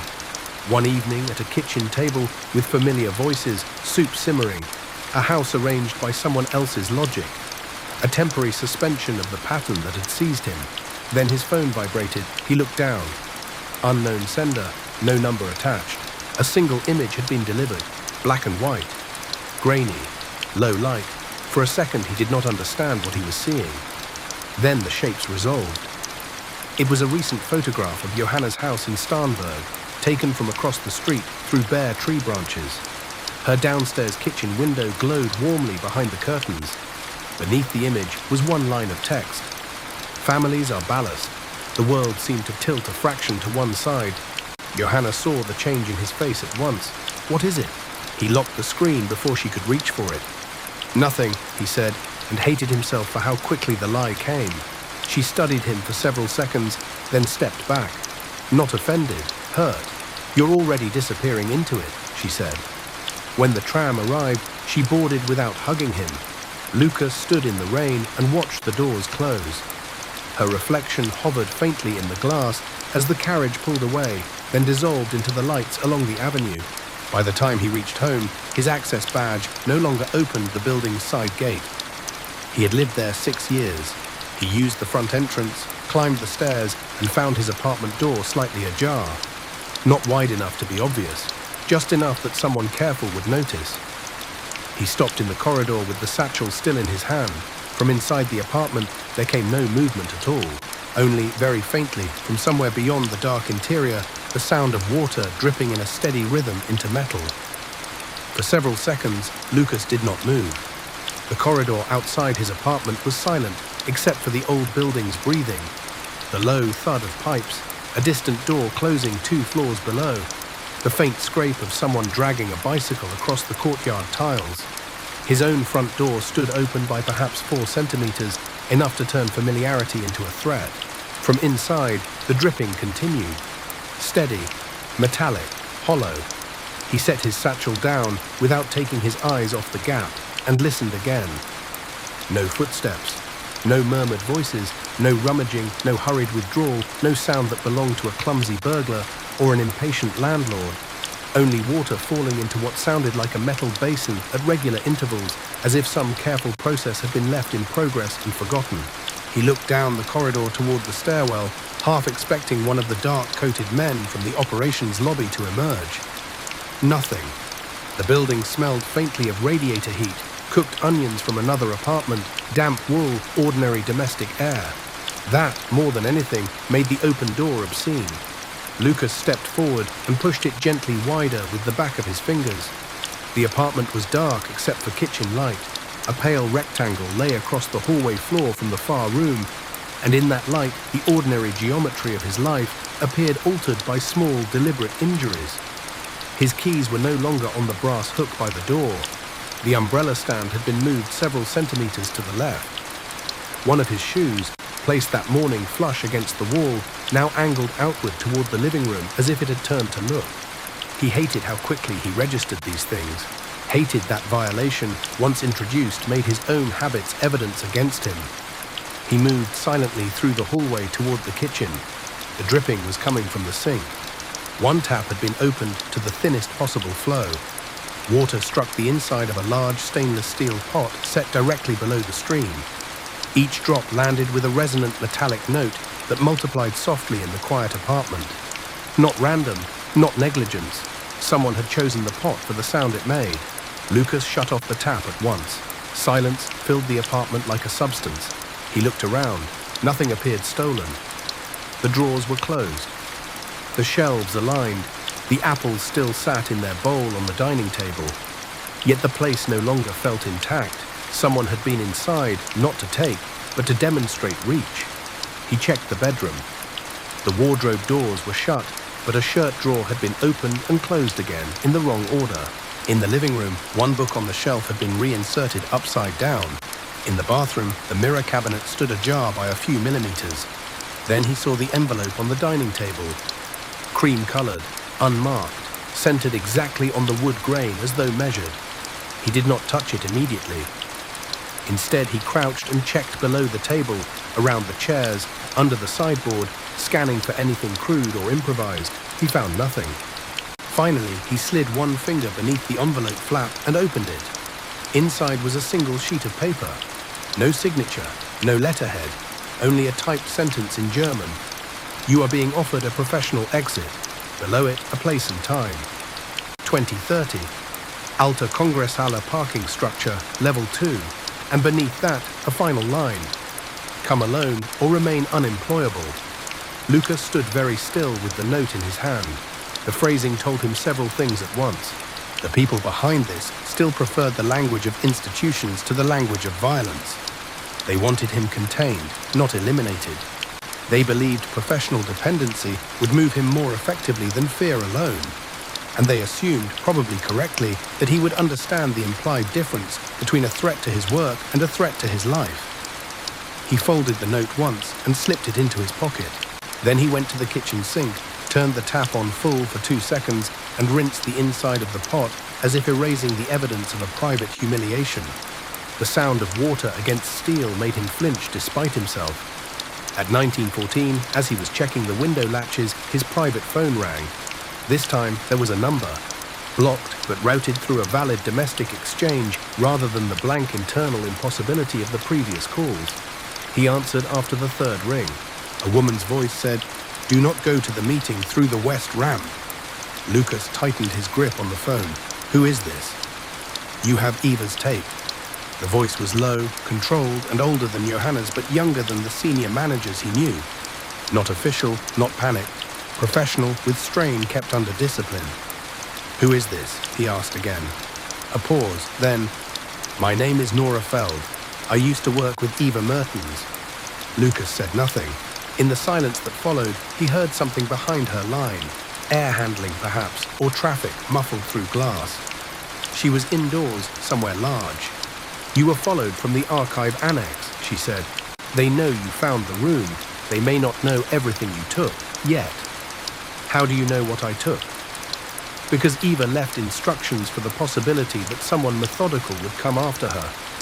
She described you almost perfectly, though she didn't know your name. A strange current passed through him at that. Not comfort. Recognition from the dead was its own form of unease. If you are who you say you are, he said, prove it. Nora answered immediately. The cassette cuts after she says she can hear water. The missing section is 43 seconds long. She made a duplicate before the original was seized.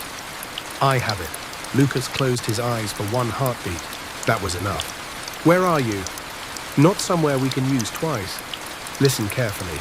If you go to the meeting, you go because you need information, not because you think you are negotiating. They are going to offer reassignment, confidentiality, and compensation. They may describe it as a national resilience matter. They may imply state involvement to make resistance feel childish. Most of that will be theatre, not all of it. She paused. Do not enter through the west ramp. There's no camera coverage for 30 meters. That is intentional. Why help me? The answer took longer. Because I stopped helping Eva soon enough to keep her alive. The sentence hit with the quiet force of confession. Before he could respond, Nora added, if you leave the meeting with your phone on, they'll tag it. If you leave with your own car, they'll image the navigation history. Take the U-Bahn, arrive from the East Pedestrian Tunnel, wear no badge, bring only copies, never originals. And if anyone says the words routing stabilization, walk away immediately. Where do we meet? Afterward, if you're not taken, Isar Embankment under the Wittelsbacher Brücke footpath, 22:15. Alone. Her voice lowered. And Lucas, if they offer to make this your work, understand what that means. The line went dead. He stood in the middle of the apartment, the silent phone against his ear, and became aware that for the first time since the Berlin arrival, someone had not merely warned him away, but attempted to keep him alive inside the warning. That did not make Nora trustworthy. It made her relevant. At 2017, he left the apartment wearing a dark coat, no badge, and carrying only a thin folder containing photocopies rather than the originals. The Polaroid, the lab stub, and Eva's note page remained hidden behind the false back of an old document box in his wardrobe. The cassette he kept on him. Munich at night was all reflected tramlight and wet asphalt. The rain had stopped, leaving the streets glazed. He took the U-Bahn south, changed once, emerged near the Alte Kongresshalle, and approached the parking structure from the east tunnel exactly as Nora had instructed. The place was nearly empty. Concrete sweated cold. Fluorescent tubes buzzed overhead with intermittent flicker. The painted arrows on the floor had faded to a bureaucratic ghost of blue and white. Somewhere above, a car door slammed and echoed downward through the ramps. Level 2 smelled of engine oil, damp cement, and faint exhaust trapped in stagnant air. A black sedan waited near a support column with its lights off. One man stood outside it in a dark overcoat. Another remained behind the wheel. The standing man was in his 50s, clean-shaven, silver hair cut close, posture too relaxed to be natural. No railway insignia, no police insignia. He looked like someone hired to represent seriousness without declaring an institution. Herr Voss, he said, as though greeting a delayed consultant. Thank you for coming. Lucas kept several meters of distance. You entered my apartment. The man's expression did not change. You are under unusual stress. Sometimes clarity requires unfortunate theatre. That answers nothing. It answers enough. He gestured lightly toward the open rear door of the sedan. Would you prefer to speak in the car? No. Very good. Then here. The second man remained motionless behind the windshield. Who are you? Lucas asked. A representative of a continuity office. The faintest suggestion of a smile. The exact name is less useful than the function. And the function is preventing technical anomalies from becoming social contagions. Lucas almost laughed. The sentence was too precise to be accidental and too absurd to belong to ordinary management language. A train arrived with an extra carriage, he said. That is not social contagion. It is either a criminal concealment of infrastructure failure or something your categories cannot tolerate. Perhaps both, the man said calmly. Which is why you are here. He opened a slim folder and removed 2 documents without offering them. One appeared to be a contract addendum. The other looked like an internal appointment memo. Your suspension can be resolved, he said. Your record can be repaired. You can be moved into a protected review unit where your analytical skills will be properly valued. Better compensation, higher clearance, limited disclosure environment. In time, you may even come to understand the necessity of what you currently regard as deception. Routing stabilization, Lucas said. For the first time, the man's composure shifted by a degree so small another observer might have missed it. Who told you that phrase? Lucas said nothing. The man studied him. Then the faint smile returned, thinner now. I see. You have found surviving debris. What is Sector 27B? A recurrent interface condition. The answer came too quickly, as if drawn from a memorized shelf. Localized, intermittent, containable if handled with discipline. Interface between what and what? The man closed the folder. You are still thinking like a passenger. The sentence left a physical chill behind it. And the extra carriage, Lucas pressed, a side effect. Not always the same one. Usually brief, sometimes retrievable. He took a single step closer. Herr Voss, most human beings live by functional ignorance. They board trains, trust timetables, cross bridges, use electricity, and sleep peacefully because thousands of people they will never meet absorb the unstable margins on their behalf. You are being invited to join those people by falsifying data, by preserving continuity. And Eva Mertens? This time the man did not mask the pause. Miss Mertens exceeded safe interpretive limits. Is she alive?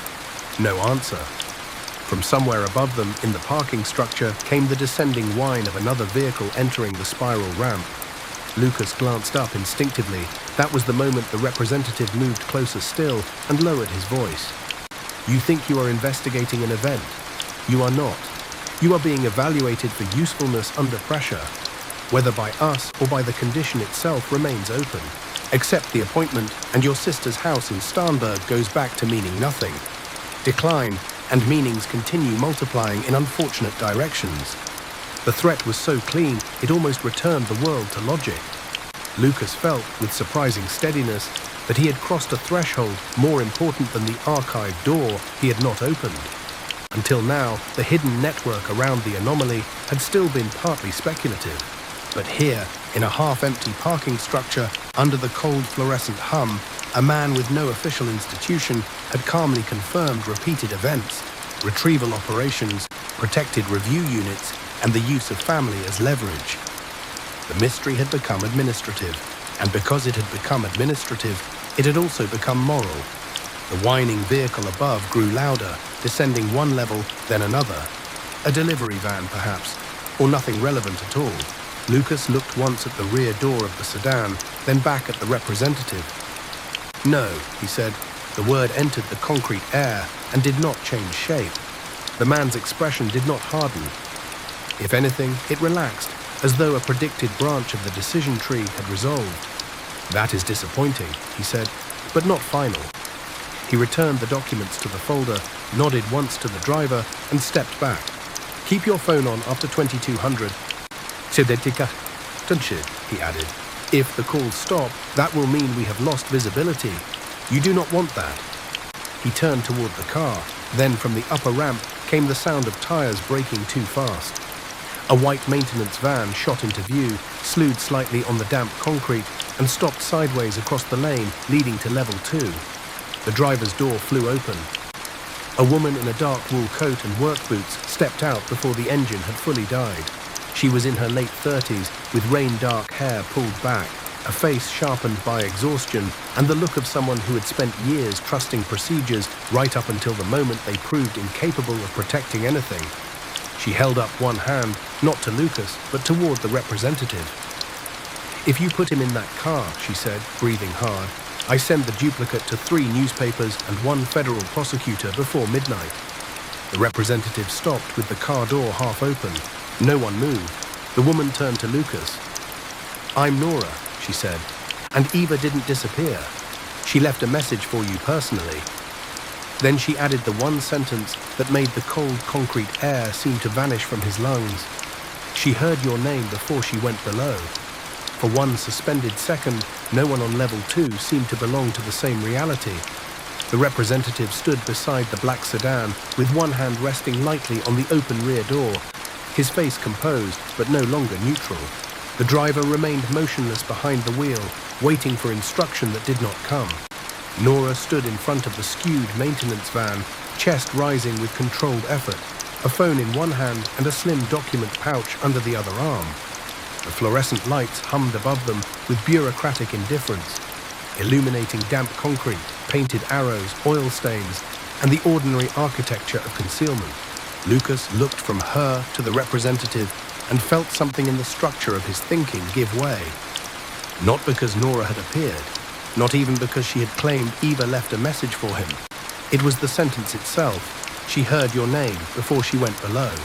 Until that moment, he had still been interpreting the investigation as a pattern moving outward from a recent anomaly.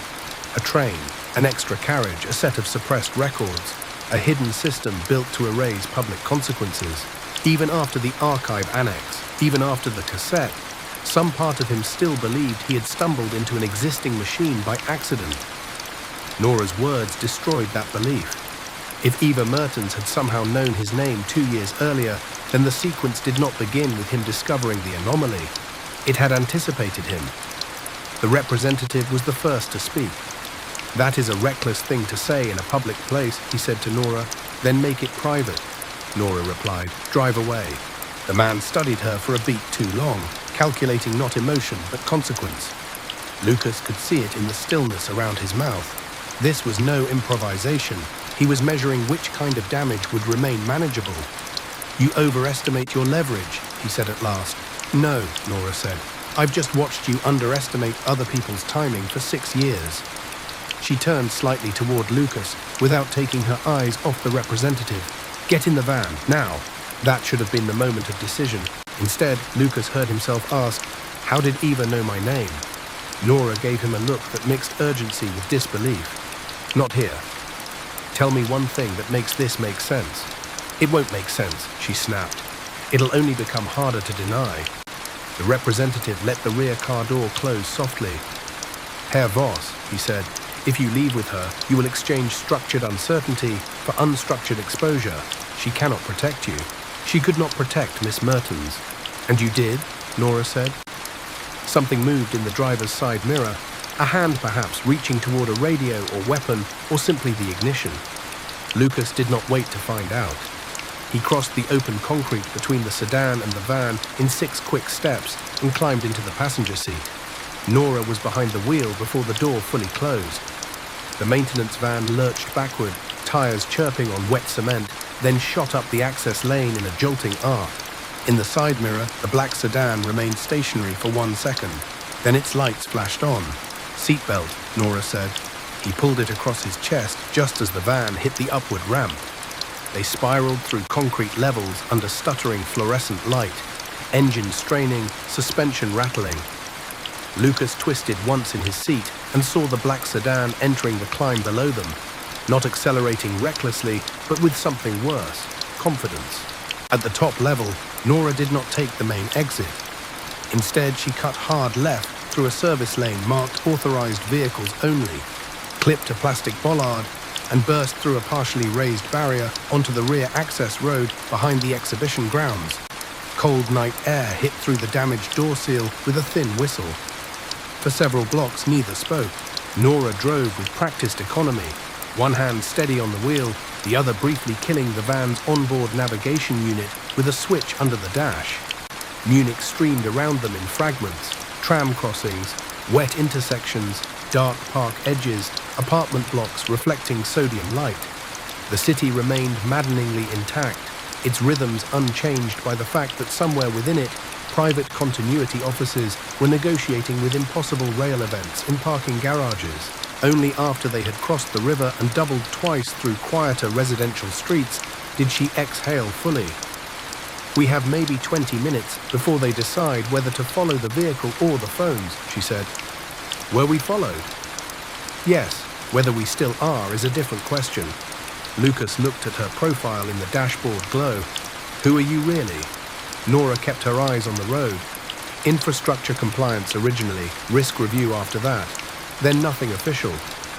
"You worked with Eva." "I worked beside her, which is not the same thing. She was better than I was, more patient, less willing to pretend categories were real just because forms demanded them. And now?" A humorless smile touched one corner of her mouth. "Now, I am what remains after being professionally erased without being administratively dead." That answer sounded too precise to be theatrical. Lucas believed it. She pulled the van into an underground loading bay beneath a closed municipal storage facility near the ISAR embankment, killed the engine, and sat listening for several seconds. No pursuit, no headlights sweeping the entrance, only distant traffic and the cooling tick of the van's engine block. "We walk from here," she said. The footpath under Wittelsbacher Brücke lay nearly empty at that hour. The river moved black beneath the arches, carrying reflections in broken ribbons. Overhead, cars crossed with a muted continuous rush. The air smelled of cold stone, wet leaves, CCCEs, and river iron. Nora led him down to a narrow maintenance ledge sheltered from the path above by the bridge's concrete ribs. A bench, half covered in graffiti, faced the dark water. She finally turned to him fully. At close range, fatigue was written all over her face. The greyness beneath the eyes, the vertical line between the brows that came from too many years of refusing the wrong explanation. But there was something else in her expression too. Not fear, recognition. "Show me what you took," she said. Lucas did not move. "You first." She nodded once, accepting the caution. From the document pouch, she withdrew a small padded envelope and handed it over. Inside was a second microcassette, older and more worn than the one from the archive room, along with a folded sheet of paper. "Duplicate copy," she said. "Eva made it in a hotel room the night before they emptied her office. She called me at 0112 and told me that if anything happened, I was to wait. Not run to police, not run to press, wait for someone specific. I thought she was exhausted and becoming irrational. I was wrong." Lucas unfolded the paper. It was covered in Eva Mertens' narrow handwriting. Most of it was fragmented. Dates, blackout intervals, route markers, references to acoustic depth, carriage recurrence, non-local particulates. But at the bottom, boxed twice in red, was a short note. "If the analyst appears later, Lucas Voss, safety data, Munich. He will think numbers come first. Tell him the numbers only arrive after the event has chosen a shape." Underneath that, one more line. He must never accept the office below. Lucas read the note twice, then a third time. The river moved beneath the bridge with a low, dark sound. "How could she know my name?" he asked quietly. Nora's answer came without ceremony, because she heard it in the carriage. A slow chill moved through him more completely than fear. No. Yes. That's not an explanation. It's the only one I have that stays faithful to what happened. He looked away toward the river, then back again. Tell me everything. Nora sat on the bench, and for a moment seemed older than she had in the van. 2 years ago, there was another unregistered carriage, she said. Not identical in every visible detail, but the same category of event. It appeared after a communications blackout south of Munich, was detached under security isolation and moved to a temporary hangar. Eva got access because she was one of the few people in compliance who could still force paper-level review on undocumented rolling stock. She treated it like a concealed infrastructure incident. Illegal transfer, military experiment, some kind of classified logistics overlap. She believed it was solvable with records. And then she went inside it. Nora drew a breath, twice. The first time she found what you saw in the photograph, perfect emptiness. No use trace, no biological residue, no odor profile consistent with passenger stock. The second time, she brought a recorder and stayed longer. That's the tape. The original ended where yours ends. The duplicate does not. Lucas felt his jaw tighten. Play it.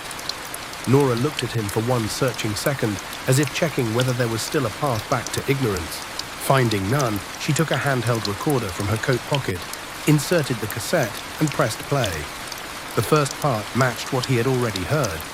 Eva's controlled voice, the temperature note, the resonance above the ceiling panels, salt residue on the window frame, the line about hearing water.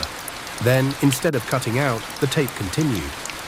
For 4 seconds, there was only the deep metallic groaning and the strange broad wash beneath it. Then Eva whispered, no longer speaking for the record, but to herself. There's writing in the condensation.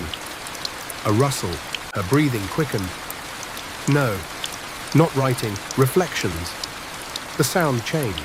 Lucas could not tell whether it came from movement inside the compartment or from some larger environment pressing acoustically against it. The space on the tape seemed to widen and deepen at once. Then Eva said, with a disbelief so complete it had become almost childlike, "This is tomorrow." Nora shut her eyes briefly. On the tape, Eva's footsteps moved, faster now. A hand touched glass or metal.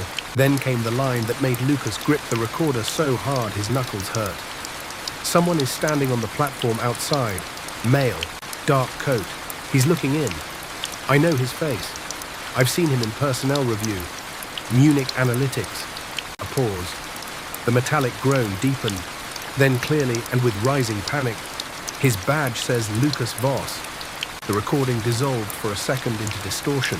When Eva's voice returned, she was further away, shouting now over pressure and resonance. The floor is not stable. It isn't a carriage. It's a window. Nora, if you get this, a violent scrape. Then one final sentence, half swallowed by the roar of water or something like water. Do not let them put him below. The tape ended. No one spoke for several seconds. Above them, a bicycle crossed the bridge, the faint tire hiss, passing overhead like a thought that did not belong to either of them. Lucas stared at the recorder in his hands.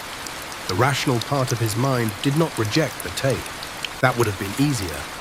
Instead, it began doing what it always did under pressure. Sorting possibilities, modeling contamination, searching for provenance failure, staged audio, psychological breakdown, coerced message, edited insertion. But each possibility collapsed against the material texture of the thing. Eva's breathing, her shifts between official language and naked perception, the environmental sounds, the internal coherence with the photograph, and the lab note, and the repeated cold zones, and the axle mismatch, and the older carriage appearing where no carriage should be. The apparent explanation he had carried until now, that this was a hidden logistics program, a retrieval scheme, some illegal physical technology mismanaged by railway and security actors, suddenly seemed too small. It explained the cover-up. It did not explain the event.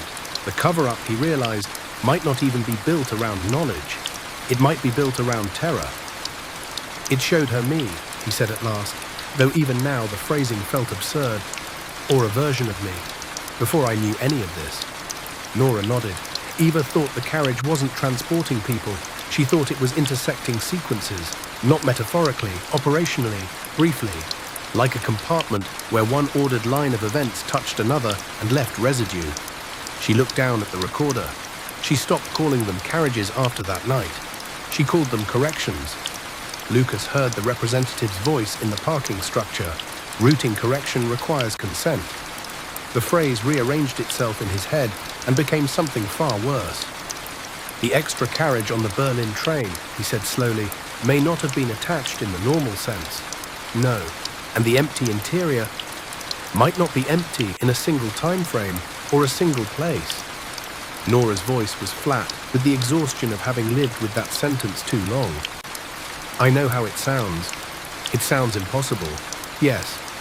He stood abruptly and walked to the edge of the embankment, not because he needed distance from Nora, but because his body required movement to keep from locking in place. The Isar flowed beneath him, black and cold, carrying branches and reflected streetlights southward. 2 weeks ago, if someone had told him he would spend a night under a Munich bridge discussing passenger carriages as temporal windows, he would have recommended a neurological evaluation. Now, he was not struggling to believe it. He was struggling with the fact that every supposedly reasonable explanation had become less convincing than the impossible one. He turned back. Why didn't you go public? Nora's face hardened at once. With what? A tape of impossible acoustics? A photograph of an empty compartment? Testimony from railway workers already pressured into silence? Eva tried the formal route first, then a legal route. Then she began drafting a confidential escalation package. It vanished from her secure drive before dawn. After she disappeared, I took one copy of what I could and spent 6 years learning the difference between having evidence and having evidence that the world is willing to survive. Lucas said nothing. I told myself I was waiting for proof strong enough to break the pattern, she continued. Really, I was waiting for someone else to pay the price of continuing. That someone became you. The river made its slow, indifferent sound. He thought of Johanna's house, photographed in secret, of Martin's strained pity, of the representative speaking of useful ignorance and continuity offices, of the scratched warning on the basement steel door, and of Eva, 2 years earlier, standing inside an immaculate carriage and looking through condensation at a man who had not yet entered the story. The investigation had changed direction completely. He was no longer asking how the railway had hidden an anomaly. He was asking whether the anomaly had been shaping the people around it all along. What is the office below? He asked. Nora looked at him carefully. I don't know exactly. Eva believed there was a sub-level review unit connected to the old archive infrastructure and later relocated into a secure operations complex, not part of Deutsche Bahn in any normal sense, a place where recovered materials, recordings, and route events were interpreted and normalized. The people in it don't think they're hiding the truth. They think they're stopping it from spreading. And why must I never accept it? Nora stood as well, because according to Eva's last notes, the anomaly does not just recur around certain lines. It recruits observers.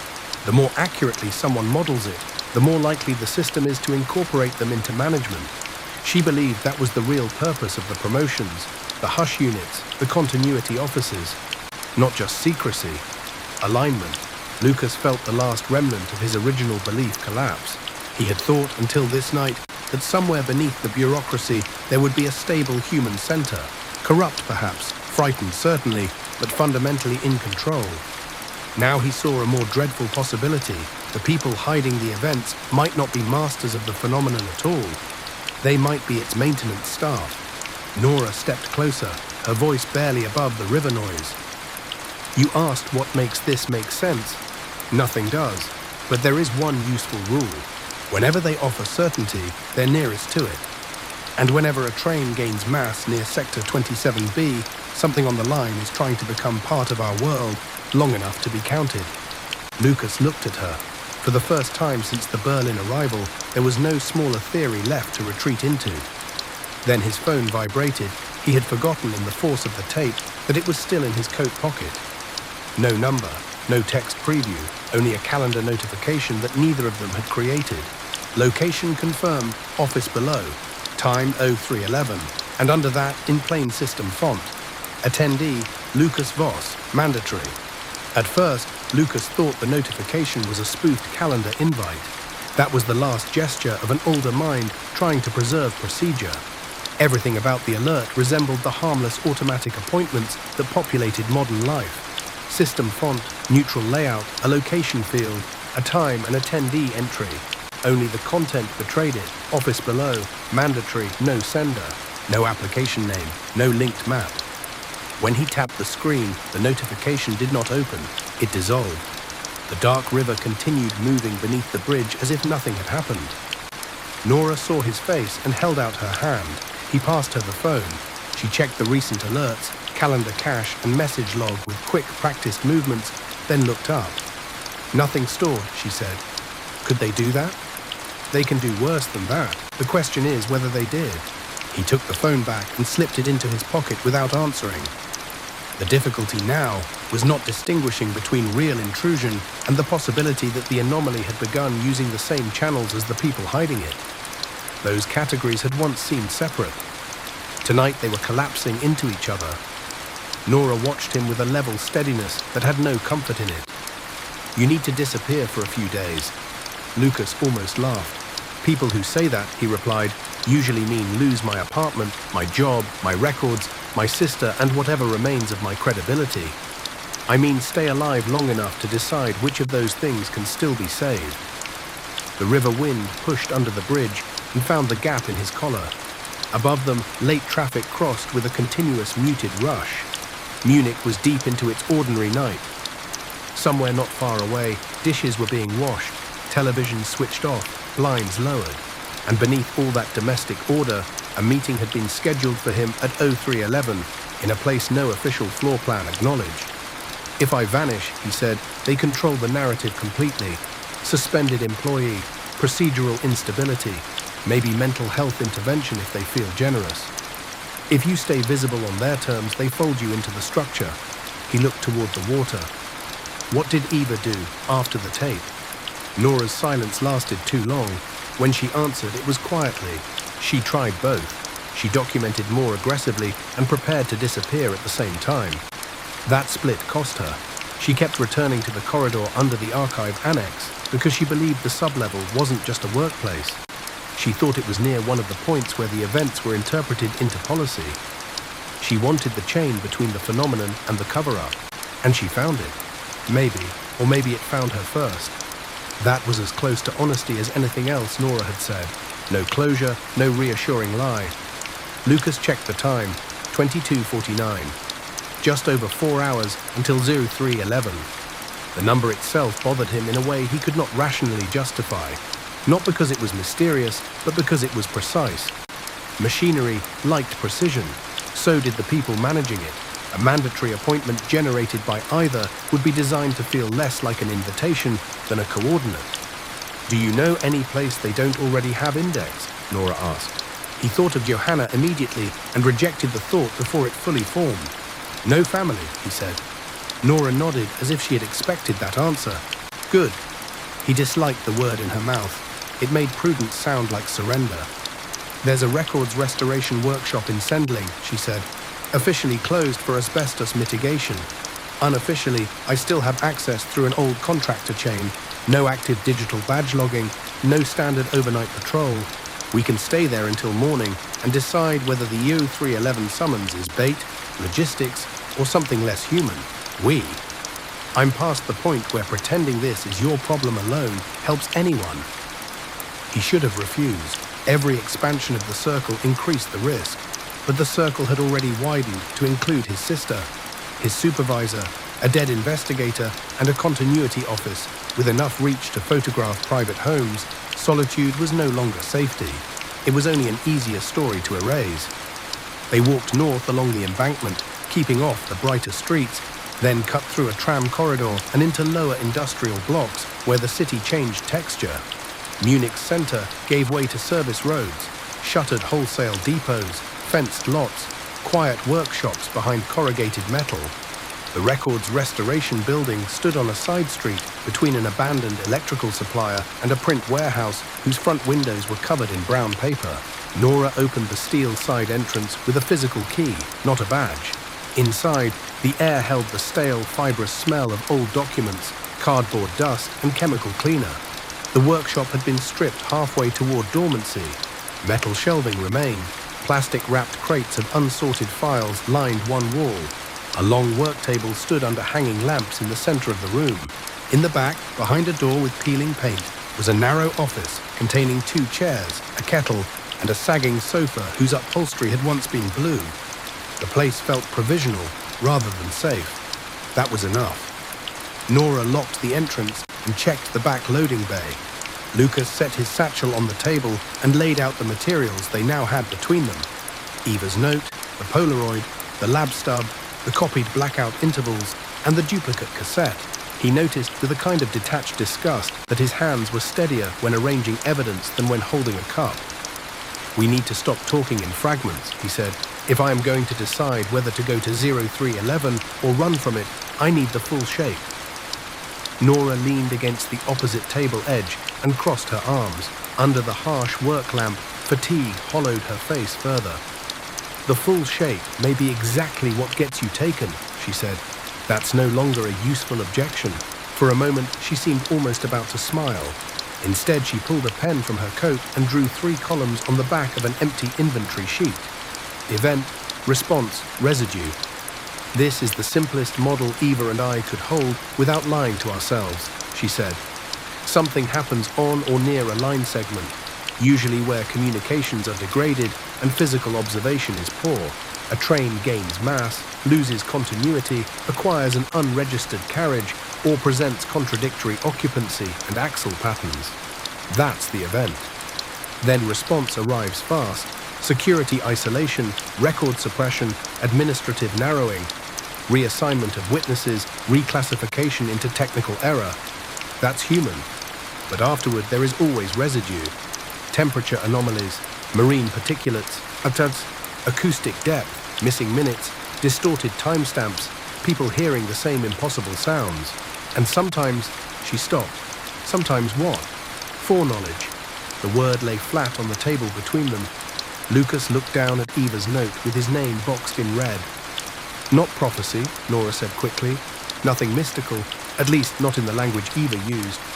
She thought certain events created short-lived overlaps in ordered sequences. Not alternate universes, she hated that phrase, more like neighboring versions of the same infrastructure system briefly sharing physical space. Most of the overlap collapsed instantly, leaving only measurement conflicts. But carriages, for whatever reason, enclosed compartments on trains seemed especially capable of retaining the interface long enough for perception to travel across it. That's why she called them corrections. Yes, because from the system's perspective, an additional carriage might not be an intrusion at all. It might be an attempted adjustment between incompatible counts. Lucas sat down abruptly. The chair wheels squeaked against concrete. His life until this week had been built on the belief that counting was the final authority. Count the axles, count the loads, count the doors, count the passengers, count the minutes. What could be counted could be secured. Now the very act of counting seemed implicated in the event. "And the office below?" he asked. Nora looked toward the back wall as if seeing another corridor through it. Eva believed the sub-level unit existed to transform residue into administrative language, to convert impossible physical traces into manageable procedural categories, not because they understood the phenomenon fully, but because institutions cannot endure raw contradiction. They need every anomaly to become an error code, a compartment fault, an access irregularity, a routing issue, a personnel matter. That office, whatever form it takes now, is where contradiction becomes paperwork. And the people in it. Some are ordinary careerists. Some are frightened realists. Some may believe they are preventing national panic. And some what? Nora's eyes met his. Some may have been in contact with the events too long. He understood without asking what she meant. Alignment, recruitment. The representative in the parking structure had not sounded like a fanatic. He had sounded like a man who had absorbed enough contradiction that preserving continuity now felt more moral than truth. Lucas rubbed a hand across his bee. Sleep deprivation was beginning to sandpaper his thoughts, yet the underlying pattern had never felt sharper. "What happens at EU 311? Nora answered honestly. I don't know. It could be a test. It could be retrieval. It could be that the anomaly itself has established a recurring time coordinate inside the people studying it. Or it could be coincidence dressed in fear. You don't believe that last one. No, they worked in silence for almost an hour, building a timeline on paper because paper still felt less contaminated than screens. Berlin departure, Sector 27B blackout, 11-car arrival, quarantined carriage, archive annex, prior event, Eva's tape, the continuity office, the calendar notification, each entry clarified the pattern while making the world less habitable. Around 0037, Lucas's phone buzzed again. This time it was Johanna. He stared at the name until Nora said quietly, "Answer it." He did. "Where are you?" Johanna asked immediately. No greeting, no accusation, only strain held together by control. "I'm safe," he said. "That isn't an answer." He closed his eyes for a second. "Not home. Someone came to the school today." Her voice thinned slightly at the edges. "Asked whether I'd noticed changes in your behavior over the last year. They said they were conducting a welfare review because of professional stress indicators." Lucas felt the workshop air go cold around him. "Did they identify themselves?" "Regional Occupational Support, which I'm fairly sure is nonsense." She drew breath. "Lucas, tell me the truth. Are you in danger or are you becoming unwell?" It was the cruelest possible question because both answers now contained each other. He looked at Nora, who looked away. "I don't think I'm losing my mind," he said carefully. Johanna gave a small sound that was neither relief nor belief. "That is not the same as no." "I know." Rain began tapping faintly somewhere against sheet metal outside the workshop. The sound carried him, involuntarily, back to the pot in his kitchen sink. Johanna spoke again, more quietly now. "Come here tomorrow morning. No arguments. If you say no, I'm driving to Munich and involving whoever I have to." He almost said yes, just to end the pressure. But the photograph of her house remained in his mind like a blade laid on a table. "You can't," he said. "Watch me." He swallowed. "Johanna, listen to me. Do not let anyone from work, healthcare, security, or welfare into your house unless you verify them twice. Do not discuss me with strangers. If anyone asks where I am, you don't know." Silence answered him. Then, Jesus Christ. He heard the fear arrive in her fully for the first time. "I'm sorry," he said. "No, you don't get to be sorry and mysterious at the same time. Pick one." Her voice shook once and then steadied. "Are they threatening you?" He thought of the text under the photograph. "Families are ballast." "Yes," he said. Nora looked up sharply at that one word. Johanna did not speak for several seconds. When she did, her voice had changed. Less sister now. More adult witness. "Then stop treating this like a private burden. Go to the police." "With what?" "With the fact that someone is stalking family members and breaking into apartments. And when the inquiry reaches the railway, or whatever sits beyond it, and they produce my suspension memo, my access irregularities, maybe even some carefully prepared concern about obsessive behavior, then what?" Again silence. Then very quietly, "I don't know." It was the most honest thing anyone had said to him all day. They ended the call without resolution. He stood holding the dead phone a moment longer, then set it face down on the table. "She was right about one thing. Barcelona." "Thing," Nora said. "Which? This has already damaged the part of your life that believed institutions will behave proportionally." He sat again. After 01:30, the workshop grew colder. The building's heating had clearly been shut down with the official closure, and the portable radiator in the office room only managed to warm the air immediately around it. Nora found 2 blankets in a storage cabinet. Neither of them tried to sleep properly. They drifted in and out of exhausted half-rest on opposite sides of the work table. The paper timeline between them like an improvised barrier against uncertainty. At 02:41, Lucas woke to a sound. Not outside, inside the building. A low metallic resonance, distant at first, then clearer, rhythmic, slow, pressure turning somewhere through enclosed structure. He sat upright at once. Nora was already awake. They listened. The sound did not come from the street or the roof. It was underneath them. The workshop had no basement. at least none marked on the closure plan taped to the office wall. Yet the resonance was unmistakable, travelling upward through concrete and old pipe channels with the same impossible depth he had heard on both tapes. Nora stood, every trace of fatigue stripped away. No one should know this place. Lucas checked the time. 0309.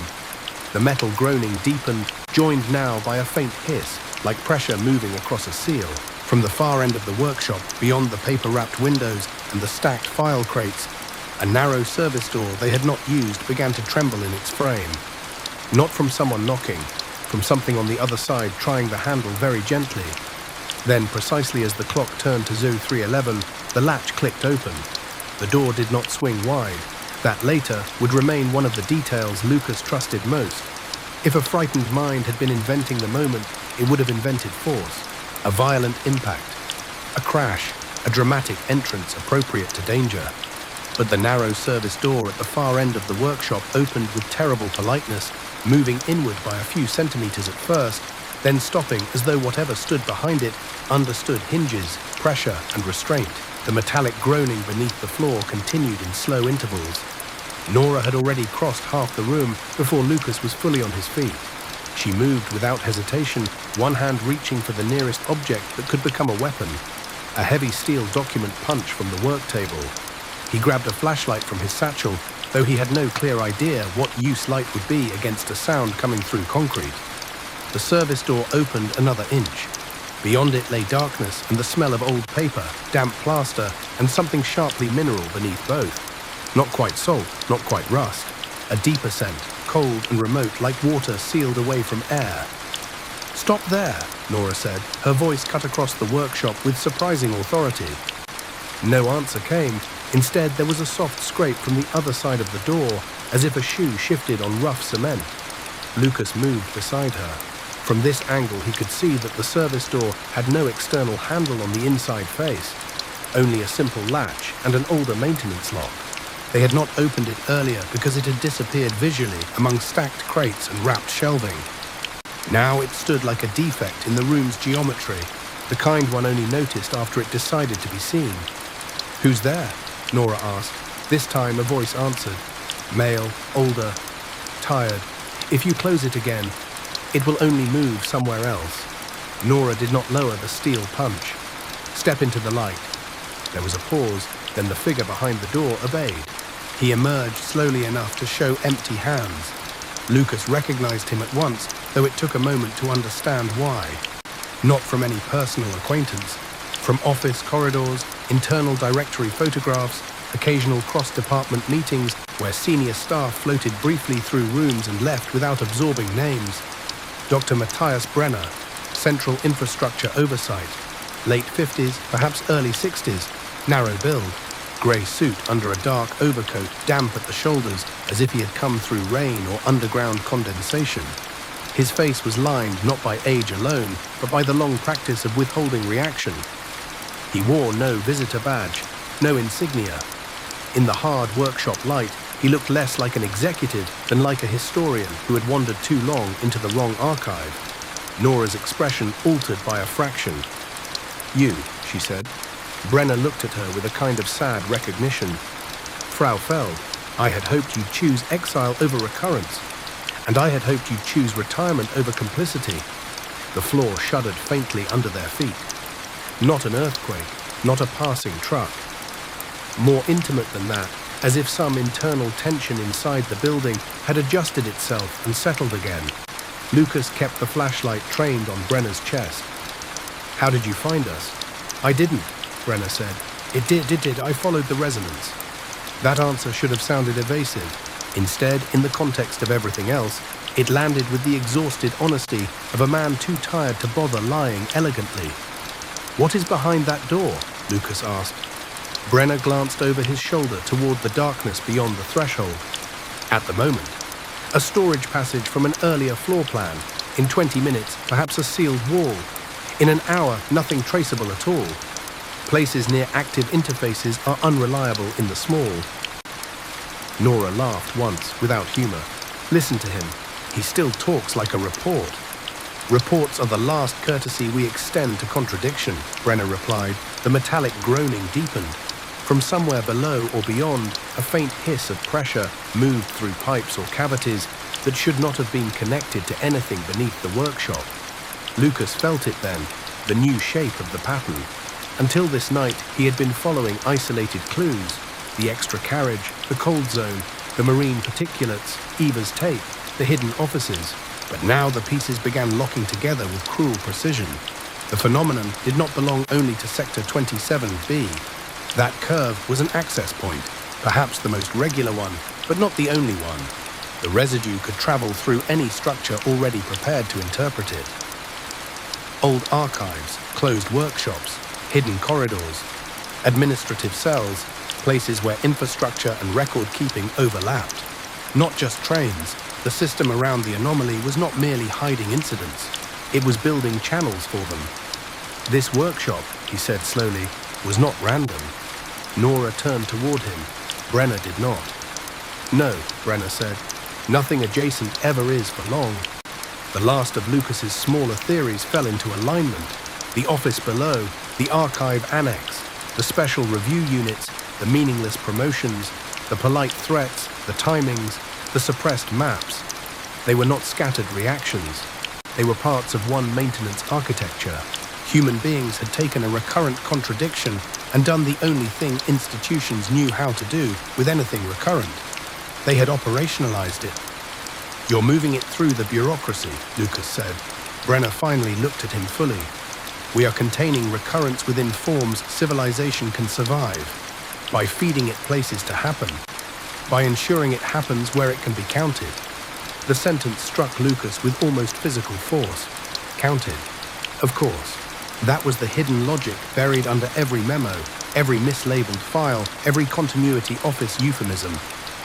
If a contradiction was allowed to appear without record, it threatened public reality. But if it could be inserted into procedure, into quarantine hangars, incident reviews, sub-level offices, controlled route blackouts, protected archives, it remained inside countable space. Still horrifying, still impossible, but numerically managed. The irony was savage enough to feel personal. His entire adult life had been built around the belief that numbers described reality. Now he stood in a dim restoration workshop, realizing numbers might instead be the cage built around whatever reality could not otherwise bear. Nora stepped closer to Brenner, steel punch still in hand. Where is Eva? For the first time, the older man's composure changed in a way Lucas could not reduce to performance. Not fear, not guilt alone, something more corrosive. Recognition of a debt impossible to repay. I don't know in any final sense, he said. Nora's arm tightened. Coward? No, Brenner said quietly. Cowardice would have been calling this madness and letting the line do what it wanted to unobserved. What happened to Eva was worse than concealment and more complex than death. That is the nearest honest language I have. Nora nearly moved at him then. Lucas caught her wrist. Not yet, he said. She looked at him sharply, furious at the restraint, but he held on until the impulse passed. Violence here would only simplify the room in the wrong direction. What is 0311? Lucas asked. Brenner's eyes shifted to the service door.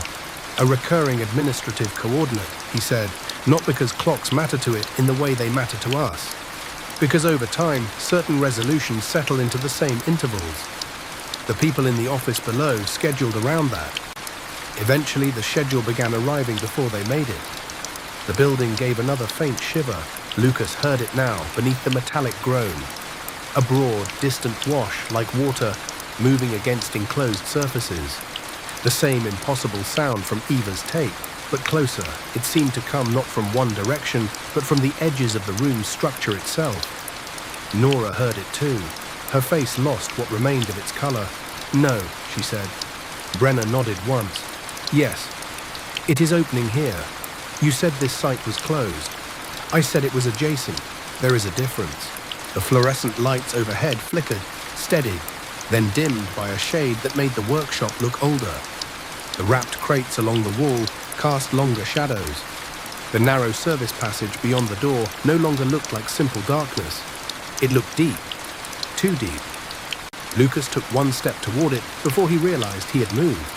The flashlight beam extended down the passage and struck concrete floor, flaking paint, a run of old shelves, and then, much farther away than the dimensions of the building allowed, a reflective surface trembling faintly in the beam. Not a mirror, glass. A window.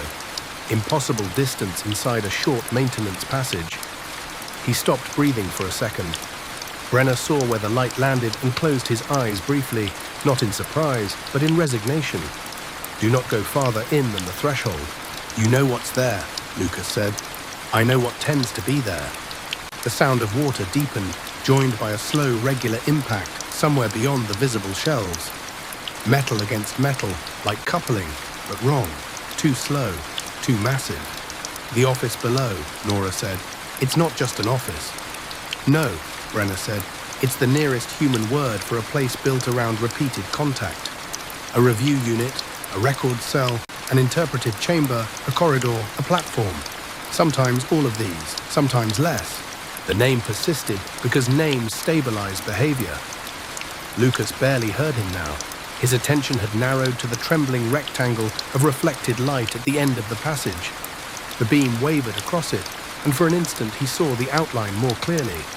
Not just a window, a train carriage window, set into the side of something pale and curved in the dark. Nora followed the beam and whispered, "Oh God." The compartment beyond the glass was lit from somewhere above by a cold interior white. Empty seats, overhead rack, clean surfaces, no visible occupant. The same immaculate absence he had seen in the Polaroid. But this time the carriage was not in a hangar. It was present inside the impossible depth of the service passage, as if a section of train had inserted itself sideways into the building and paused there long enough to be seen. Brenner's voice became suddenly urgent for the first time. Herr Voss, turn off the light. Lucas did not. Something moved in the window, not inside the carriage itself. In the reflection, a figure standing on what looked like a station platform beyond the glass, visible only as a dark overlay on the bright compartment interior. Male, coat collar raised, shoulders slightly forward.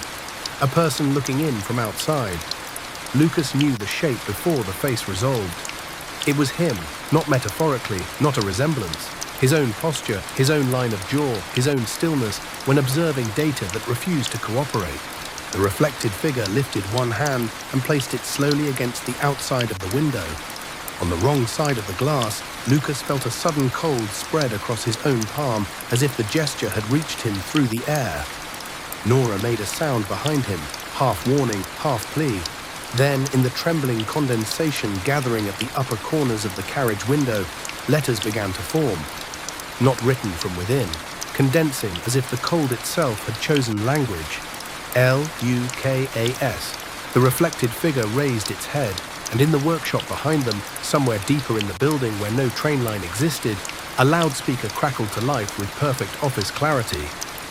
Review session commenced, said a woman's calm recorded voice. Please proceed below.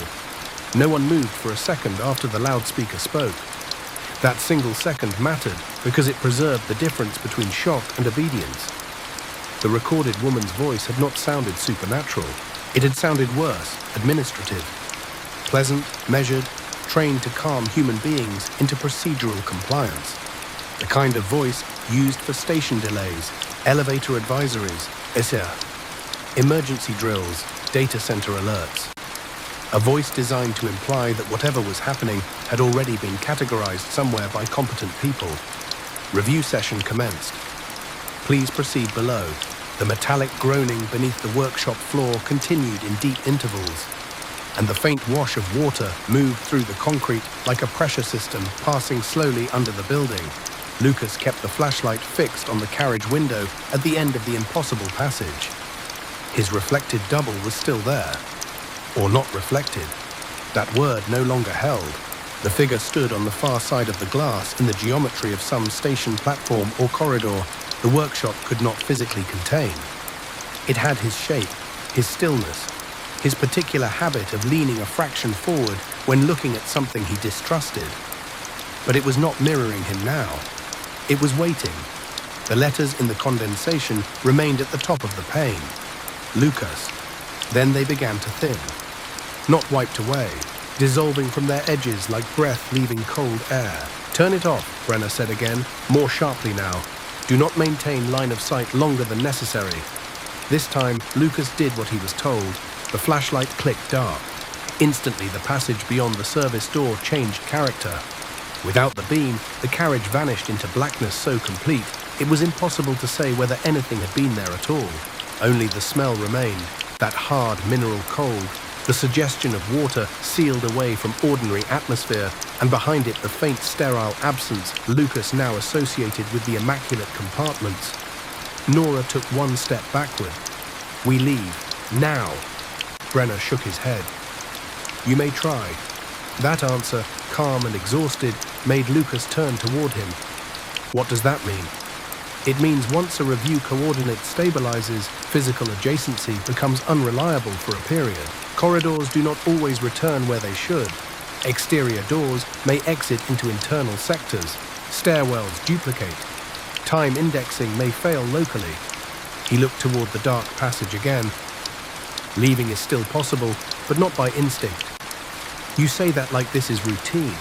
Routine is what human beings call terror after enough repetition." The lights flickered again.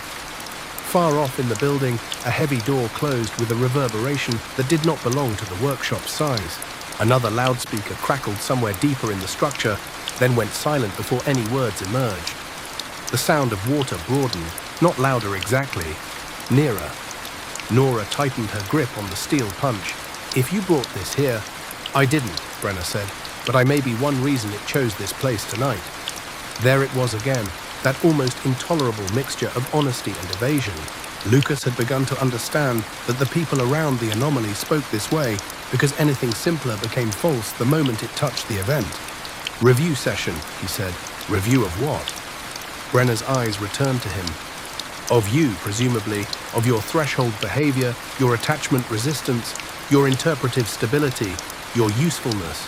The system around the line learned long ago that some witnesses can be frightened away. Some bribed, some professionally absorbed. A smaller number require direct exposure before they align." "The system around the line," Nora said coldly. "You mean your office?" "Sometimes, sometimes not. That has become difficult to separate." He glanced at her. "You know that already." The building shivered harder this time. A stack of paper-wrapped boxes along the wall tipped slightly and settled again. Dust drifted from a ceiling seam. In the dark service passage, something metallic struck once, slowly, with the resonance of massive weight coming to rest. Lucas felt the pattern completing around him with a clarity that was almost serene. The extra carriage on the Berlin train, the earlier carriage in the hangar. Eva hearing his name before he entered the story. The hidden review units, the offers of promotion, the family pressure, the administrative voice inviting him below. It had all been converging here, not simply on a location, but on a test.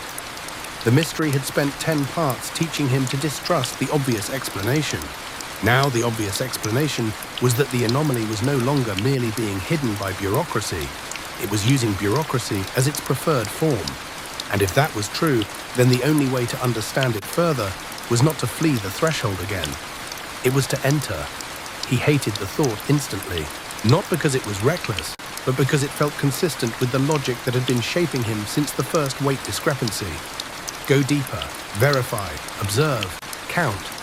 The very qualities he had relied on all his life were exactly the ones that made him susceptible to the office below. He heard Eva's last note in his mind.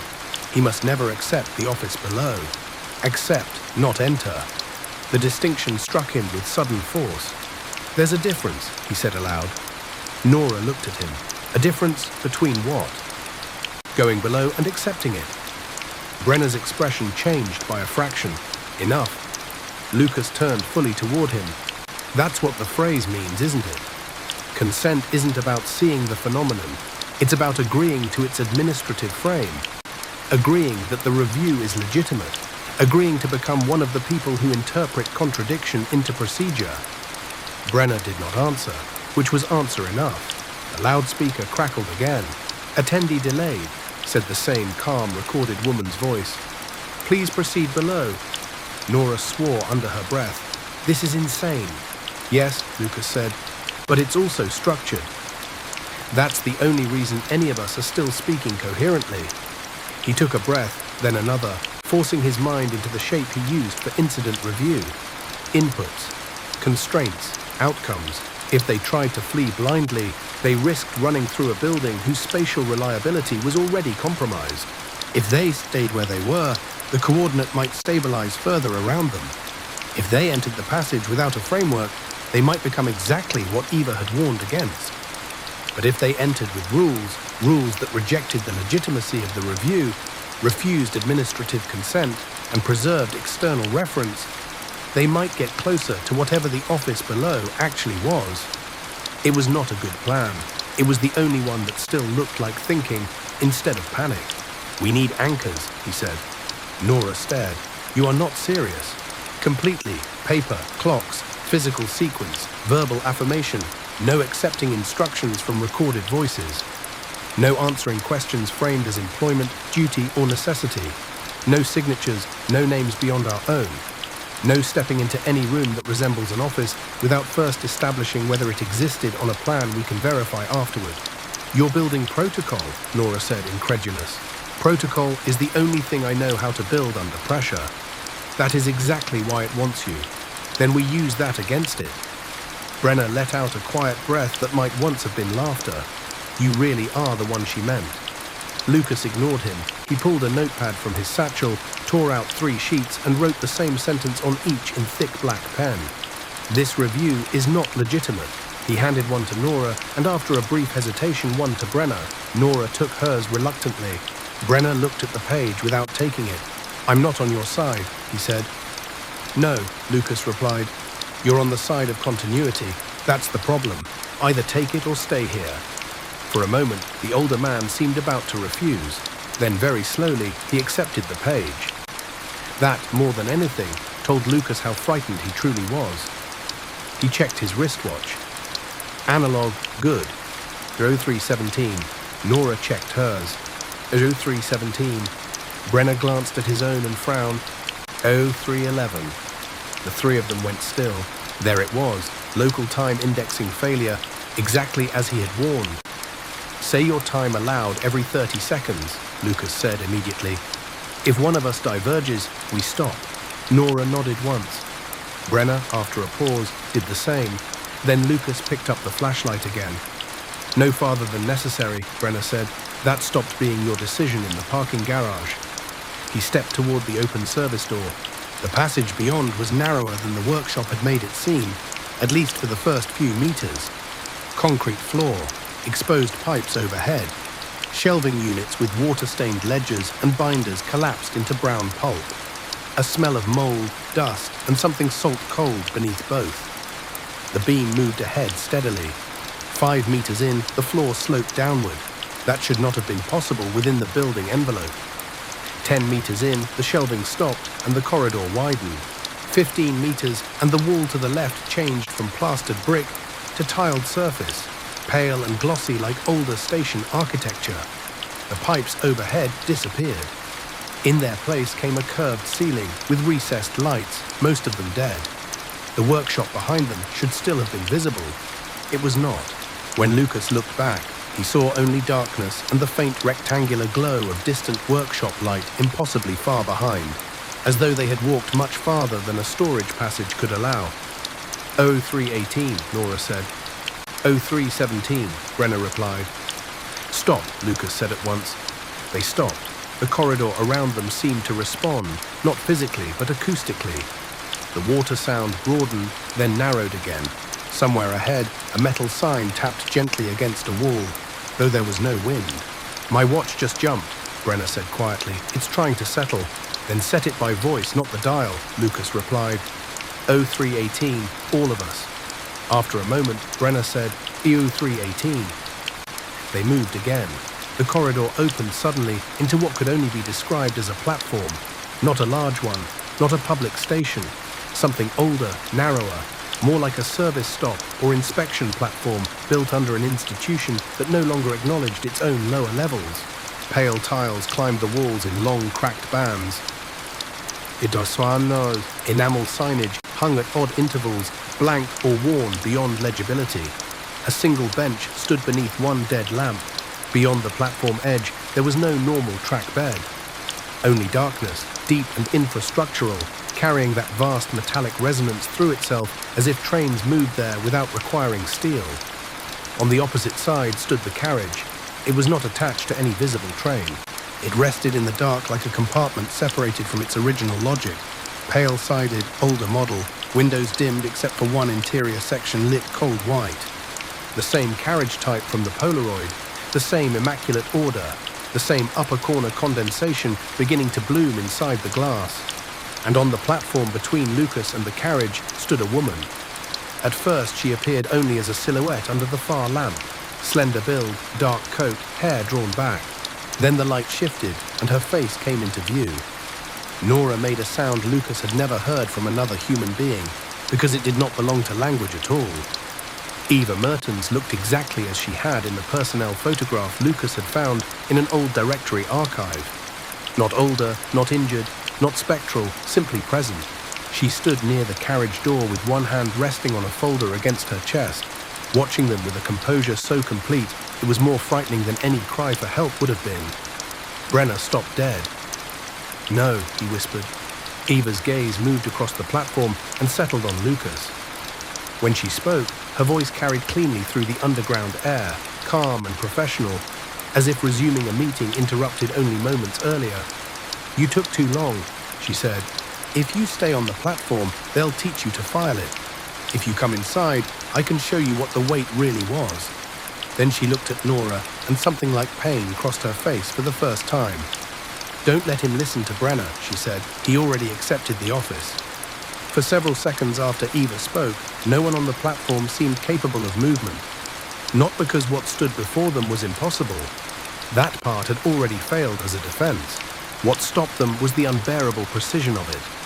Eva Mertens was not an apparition in the dramatic sense, not translucent, not mutilated by some symbolic violence, not even visibly displaced. She stood beneath the failing underground light with the self-possession of a woman arriving late to a difficult review. Her coat was dry, her hair was tied back exactly as in the personnel photograph Lucas had seen. The folder against her chest bore no label.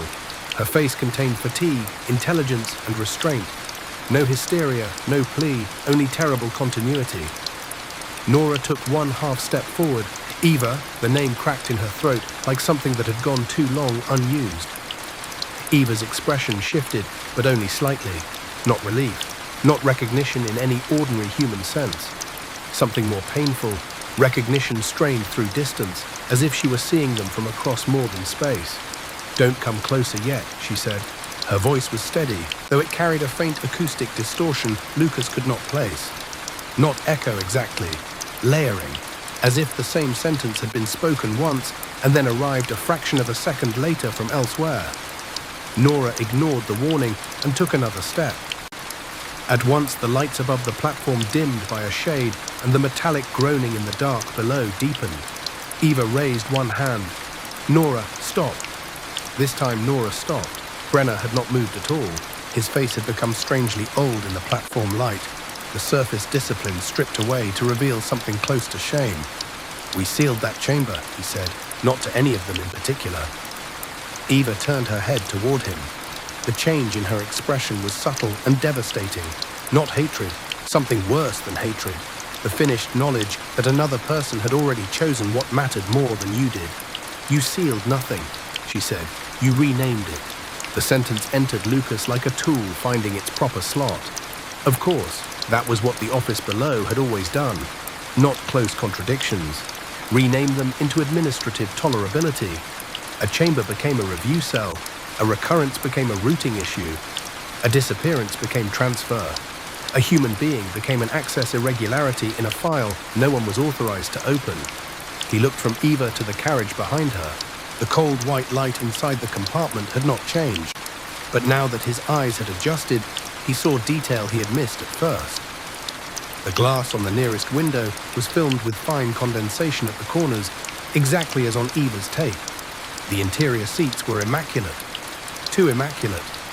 Nothing in the carriage had ever been touched long enough to acquire a history, and yet Eva stood beside it with a folder in her arms as though she had been working there. The moral geometry of the moment became clear with brutal force. Whatever the truth of Eva's survival, this was the cost Part 12 had been building toward. Not physical injury alone, not a chase or a death scene, but the revelation that a person could be kept adjacent to the world, seen, spoken to, remembered, and still be functionally lost inside a system that preferred procedural continuity to human return. Nora's voice shook once and then hardened. "Come with us." Eva gave a short, exhausted breath that might once have been a laugh. "You still think direction works the same way here? Then explain it." Eva's eyes moved back to Lucas. "You were right about the count," she said. The directness of it unsettled him more than praise should have. "What weight?" he asked. She lifted the folder slightly. Not mass alone, persistence. The Berlin train didn't gain a carriage the way a train gains a carriage. It acquired an adjacent count long enough to keep it. 45 tons is what your systems recorded after the interface settled into a shape the line could carry without tearing. Interface between what? Lucas said. Ordered sequences that should have remained separate. Her gaze flicked toward the darkness beyond the platform edge. You keep trying to imagine other worlds. That language is too large and too careless. Think smaller. Think neighboring versions of the same route, same train, same people, same procedures, differing only where a decision, a timing error, a failed coupling, a death, a delay, a review. A consent changed the count. Most never touch. Some do. The carriage is what remains when the touch lasts too long. The explanation did not feel like a theory. It felt like an accountant's summary of a catastrophe. Lucas heard himself ask, "And you?" For the first time, Eva seemed to struggle for words. "I entered during a review condition without accepting the office. That matters. It prevented full absorption. It did not restore ordinary exit." She looked down briefly at the folder in her hands. "I exist in recurring adjacency, sometimes nearer, sometimes farther. Enough to see your line when it approaches mine. Not enough to step back cleanly." Nora made a sound of disbelief. "That is not an answer." "It is the only one that does not lie to you." A slow hiss moved through the platform, not from above, but from the carriage itself. Thin vapor curled once from the seam near the door and vanished. Brenner flinched. "We are out of stable time," he said. Eva did not even look at him. "You've been out of stable time for years, Matthias. You just built forms around it." Brenner's jaw tightened. "You think naming us collaborators makes you pure? You would have done exactly what we did if you'd stayed long enough." "No," Eva said. "I would have told the truth before it trained me not to." That was the betrayal at the center of the platform. It was not merely that Brenner and the others had hidden events. It was that they had convinced themselves management was mercy. The machinery of concealment had become indistinguishable from moral duty. Lucas saw then what Part 12 required him to lose. Until now, he had still retained a surviving faith, wounded, diminished, but real, that evidence presented clearly would force human beings back toward honesty, that somewhere beneath their euphemisms and protocols, people like Brenner could still be reached by facts. Standing on the impossible platform, with Eva half returned and the carriage door beginning to hiss open behind her, he lost that faith completely. Facts were not enough. Not against a system built to survive contradiction by distributing it into function. The loss did not make him hopeless, it made him dangerous in a new way. The loudspeaker crackled again from somewhere overhead or nowhere at all. "Review sequence active," said the same calm female voice. "Attendee non-compliance recorded." This time, Lucas answered it. "This review is not legitimate," he said loudly, holding up the paper he had written. Nora did the same, voice breaking but clear. "This review is not legitimate." Brenner hesitated. Eva's face changed. For a fraction of a second, something like urgency or hope flashed across it. Then Brenner very quietly said, "This review is not legitimate." The platform lights surged bright white. The sound below the edge of the platform changed instantly from deep resonance to violent structural strain. The carriage windows shivered.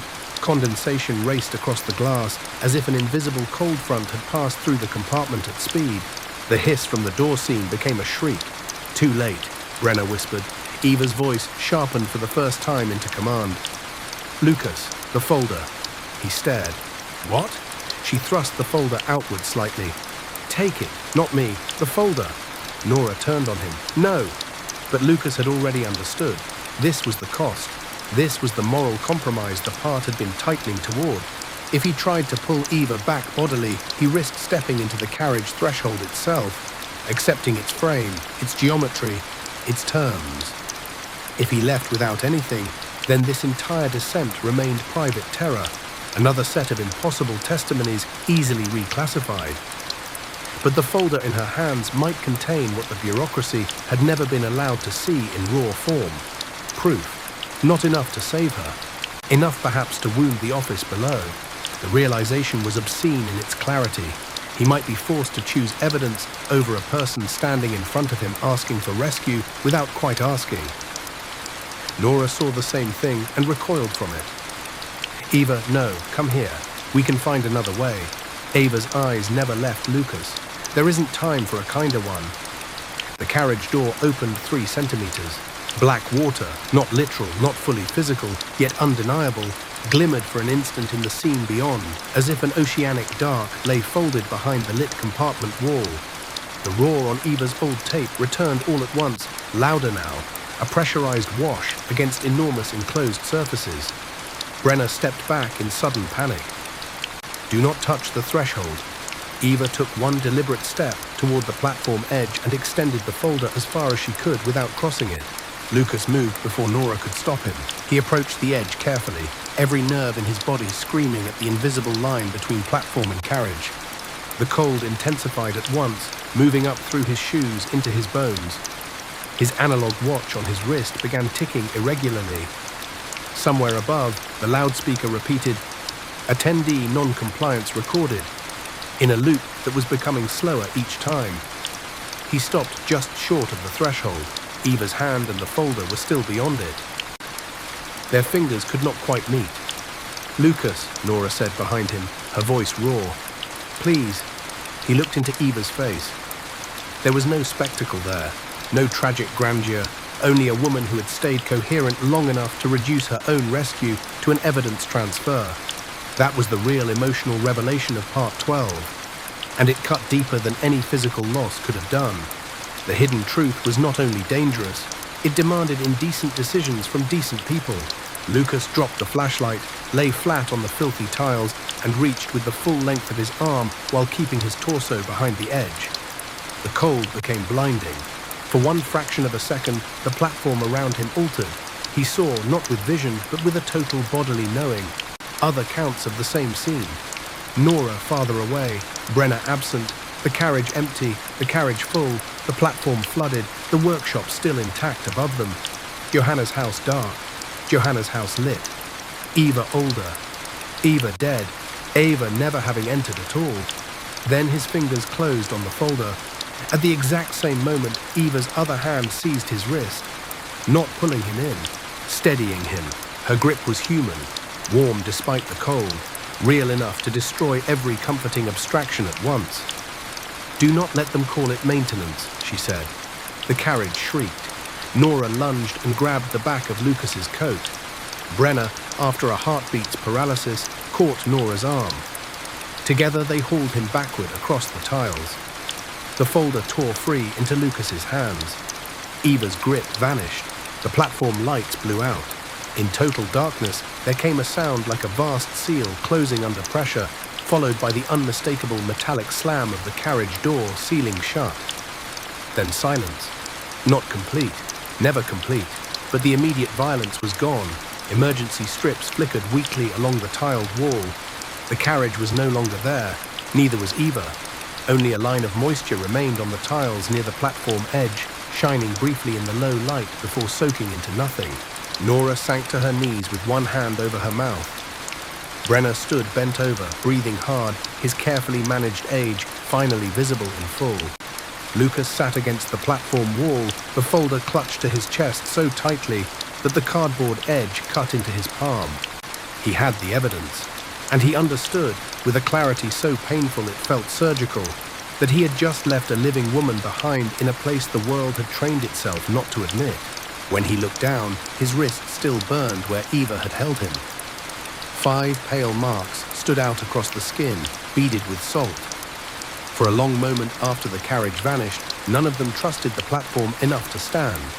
The emergency light strips along the tiled wall pulsed weakly in alternating bands of pale green and dead white.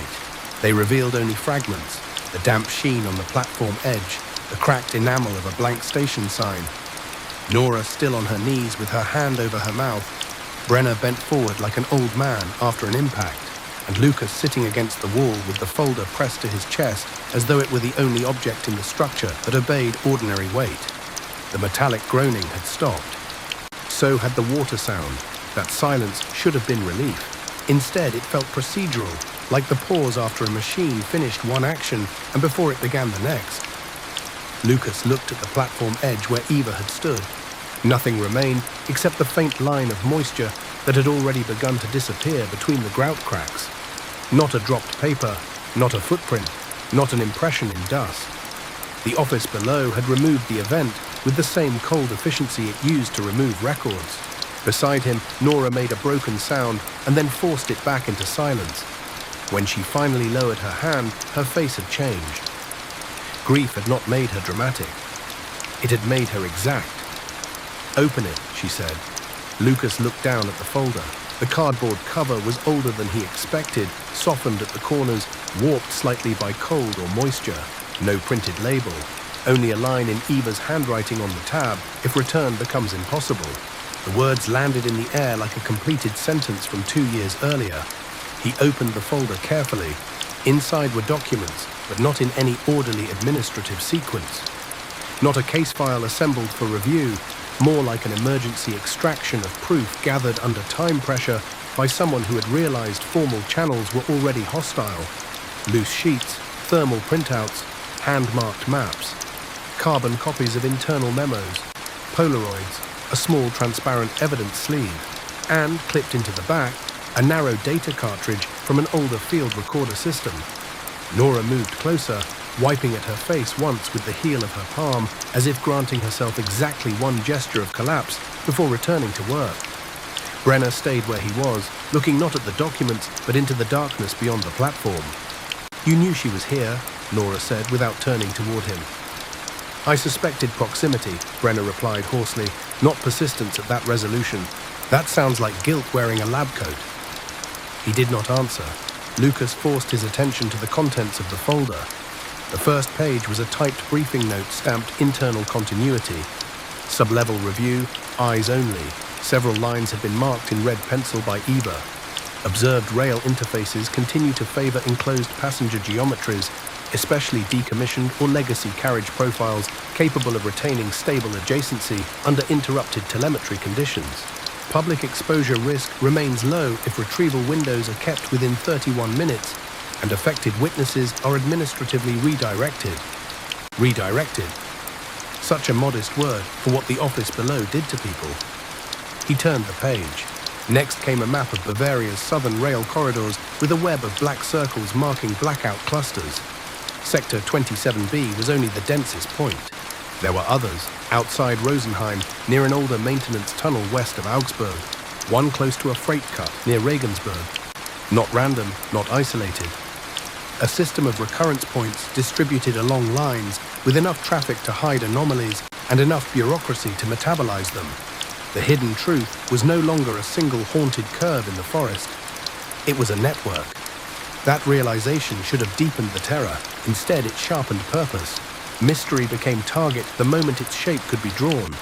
Beneath the map lay a copied email chain between Central Infrastructure Oversight, a Transport Security Liaison, and an entity referred to only as Review Coordination Cell, B. Lucas scanned the subject line twice before his exhaustion allowed him to fully register it. RE, Civilian Integration Candidates. His own name appeared in the second paragraph. Voss, Lucas Munich Analytics. Strong pattern adherence, low social variability, high procedural loyalty, unresolved personal isolation, suitable for induced review transfer following controlled family pressure cycle if self-directed inquiry persists. The words were so clinical, they almost failed to hurt. Almost. High procedural loyalty, unresolved personal isolation. He felt Nora reading over his shoulder and looking away first. The strongest opposition he faced in Part 13 was no longer abstract secrecy. It had acquired language, criteria, and human authorship. He had not simply been noticed, he had been profiled as material. Another sheet followed, this one handwritten by Eva in dense black ink. They do not fully control recurrence. They manage aftermath and shape acceptable witnesses. Promotions are not rewards, they are conversion rituals. Office below is both place and function. Once a person agrees to interpret for continuity rather than truth, the line begins recruiting through them. At the bottom, she had added, Brenner crossed early. Lucas looked up. The older man remained near the wall, pale under the emergency strips. Did you? He asked. Brenner lifted his head slowly. Yes. There was no evasion left in him now. Perhaps the platform had stripped it away. Perhaps seeing Eva had. Years ago, he continued, voice flat with fatigue, before the language had settled into policy. We thought we were studying rare infrastructure anomalies. We believed better records would contain them. Then we learned the records themselves altered exposure. Every person who saw too much either fled into incoherence, sought publicity and destroyed their own credibility, or accepted managed interpretation. I accepted. Because you were afraid, Nora said. Brenner did not defend himself. Because I believed uncontrolled contradiction would spread panic through systems millions depend on. Because I told myself there was a moral difference between lying and dosing the truth. Because each time I delayed disclosure, the next delay became easier to justify. He looked at Lucas. That is how the office below wins. Not with force first, with proportion. It was the clearest statement of the enemy yet. The office below did not begin by asking people to betray truth completely. It asked them to moderate it, stagger it, manage it, contextualize it, delay it until the structure was ready.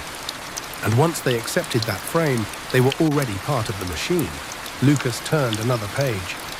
This one was the most concrete and therefore the most dangerous. A retrieval protocol table. Dates, train identifiers, blackout coordinates, quarantine destinations, suppression actions. Not rumors, operational history. Over 7 years, at least 11 incidents involving added or missing rail mass, contradictory occupancy counts, or legacy carriage emergence. Each followed by the same sequence: blackout, isolation, witness redirection, asset removal, interpretive review. Berlin Munich was only the latest. He could feel the story rushing toward exposure now, toward the main climax the structure had been withholding. Pieces had connected. The full shape was visible.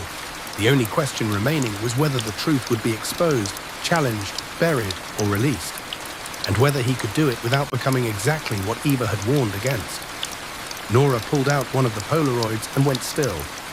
This is from the archive annex corridor, she said. Lucas took it. The photograph showed the sub-level steel door he had found, the one with the scratched warning. But in this image, the frame was open, revealing beyond it not a storage corridor, but a small office with fluorescent light, metal desks, and wall shelves full of labeled binders. Ordinary. Depressingly ordinary. On the nearest desk sat a ceramic mug, a stapler, a plant gone half dead. An office. He turned the photograph over. Eva had written on the back, same door 0311, 1 week before chamber event. It presents whatever makes consent easiest. Lucas let out a slow breath. That was the final interpretive key. The office below was not simply a hidden department or a dimensional wound. It was both, depending on what the observer needed in order to step inside willingly. To some it appeared as career advancement, to others a sealed review unit, to others perhaps a rescue corridor, a rational explanation, a place where contradictions became solvable. It did not drag people in. It customized the invitation. He looked at Brenner and suddenly understood him with a clarity that bordered on cruelty. Brenner had not joined evil in any theatrical sense. He had entered a room that looked enough like responsible governance to make acceptance feel moral. That was why the opposition in Part 13 could not be defeated by hatred alone. It depended on recognizable virtues bent a few degrees off true. Nora was rifling through the back of the folder now. There's more. She drew out the data cartridge and a folded station diagram.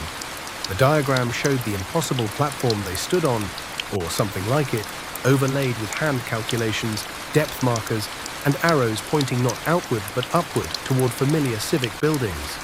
Archive Annex, Municipal Records Workshop, Old Signal Sub-Basement at Hauptbahnhof, Quarantine Hangar 4B, all linked. A shadow network of access points embedded beneath ordinary infrastructure and record spaces. Not fantasy. Engineering parasitized by recurrence and then formalized by humans who could no longer bear raw contradiction. Nora's voice went cold and focused. If this gets outside intact, it breaks them. Or gets us buried first, Brenner said. She rounded on him. You don't get to advise on risk anymore. I am not advising, I am warning. If you send fragments, they will call it fabrication. If you send everything through one channel, they will intercept it. If you go to police, it becomes occupational instability attached to two already compromised railway employees and a retired official under cognitive strain. If you go to the press without structure, the impossible parts will discredit the rest. He looked at Lucas. That is why we kept winning. Truth without staging is easy to kill. Lucas hated that Brenner was right.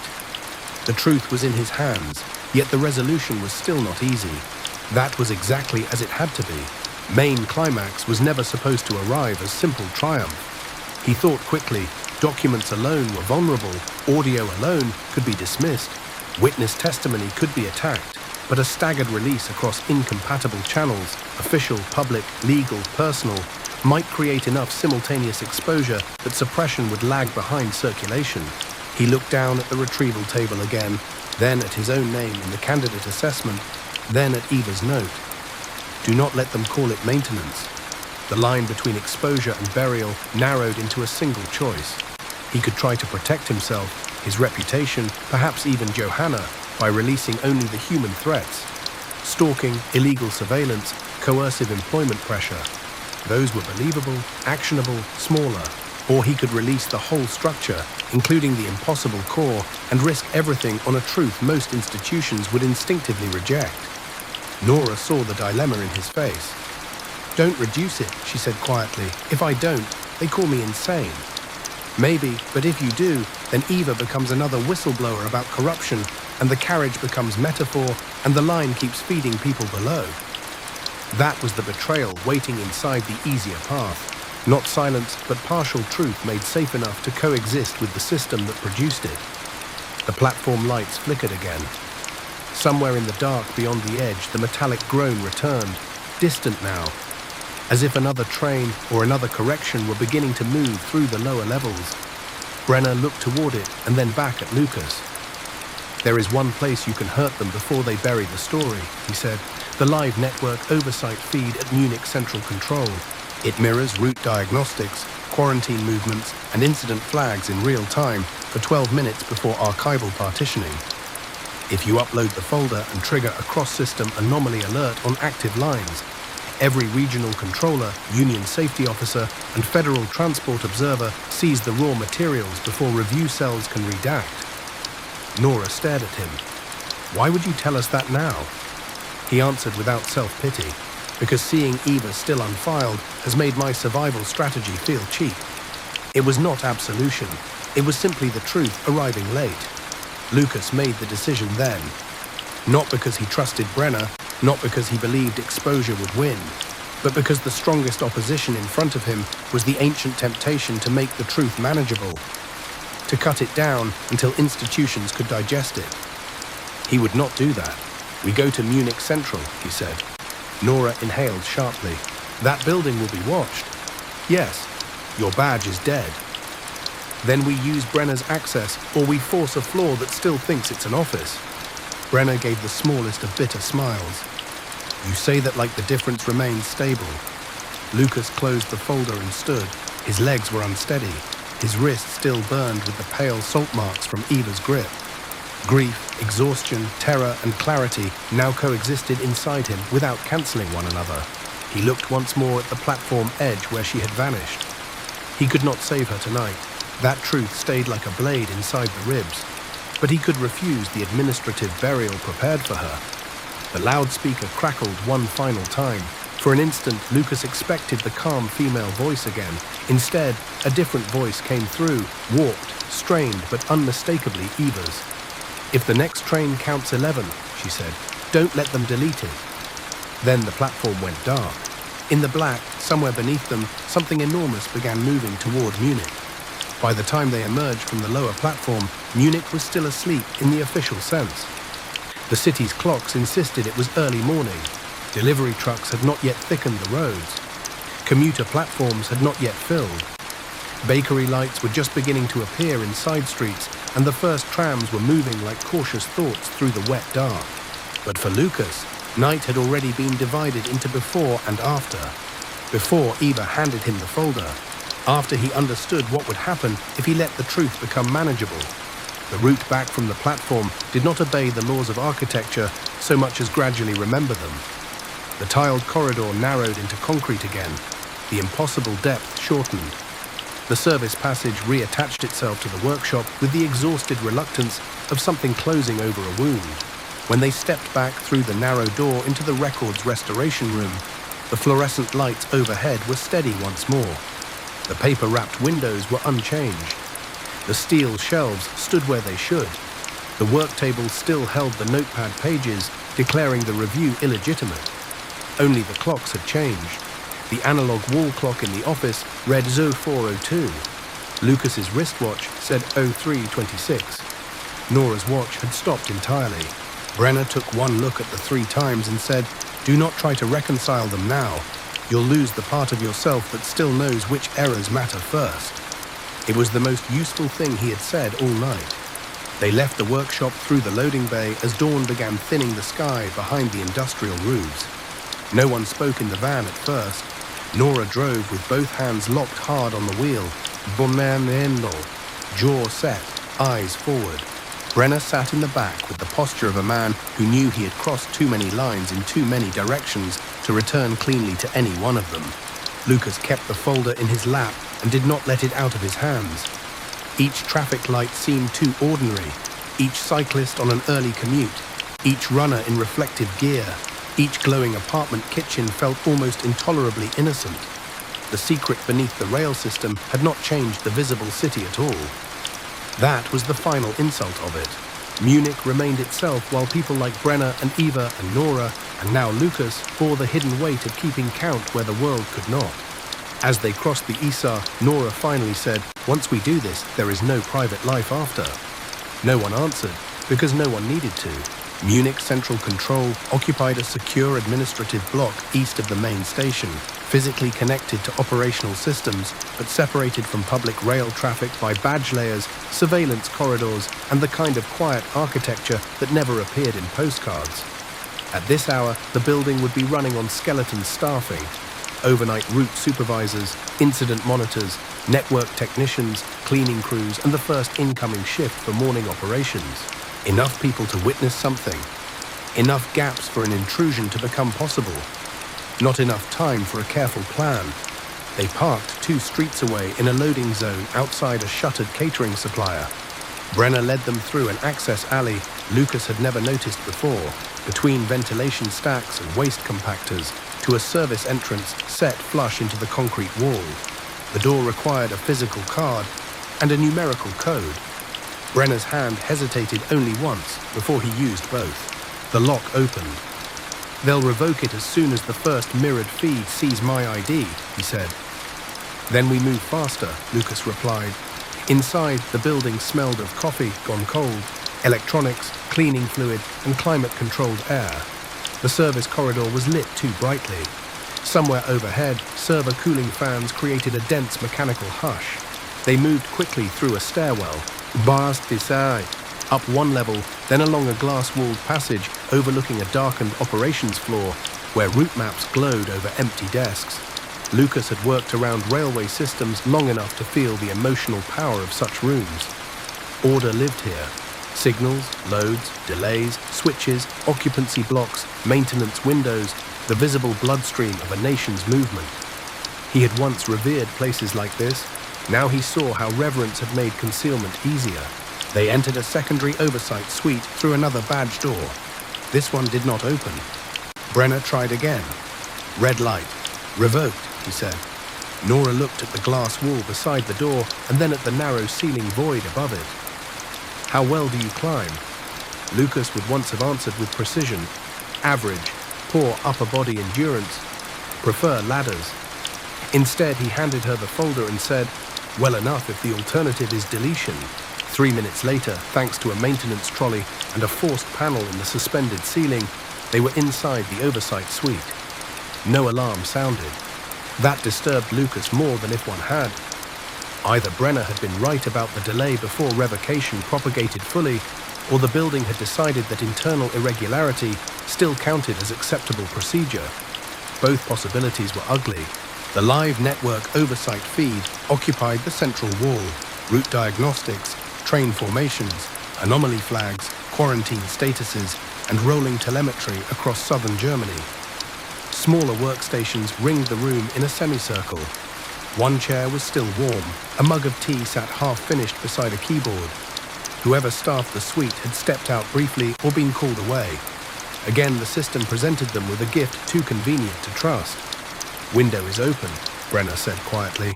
12 minutes, maybe less. Lucas dropped into the nearest chair and woke the terminal. A login prompt already active. No lockout, no screensaver.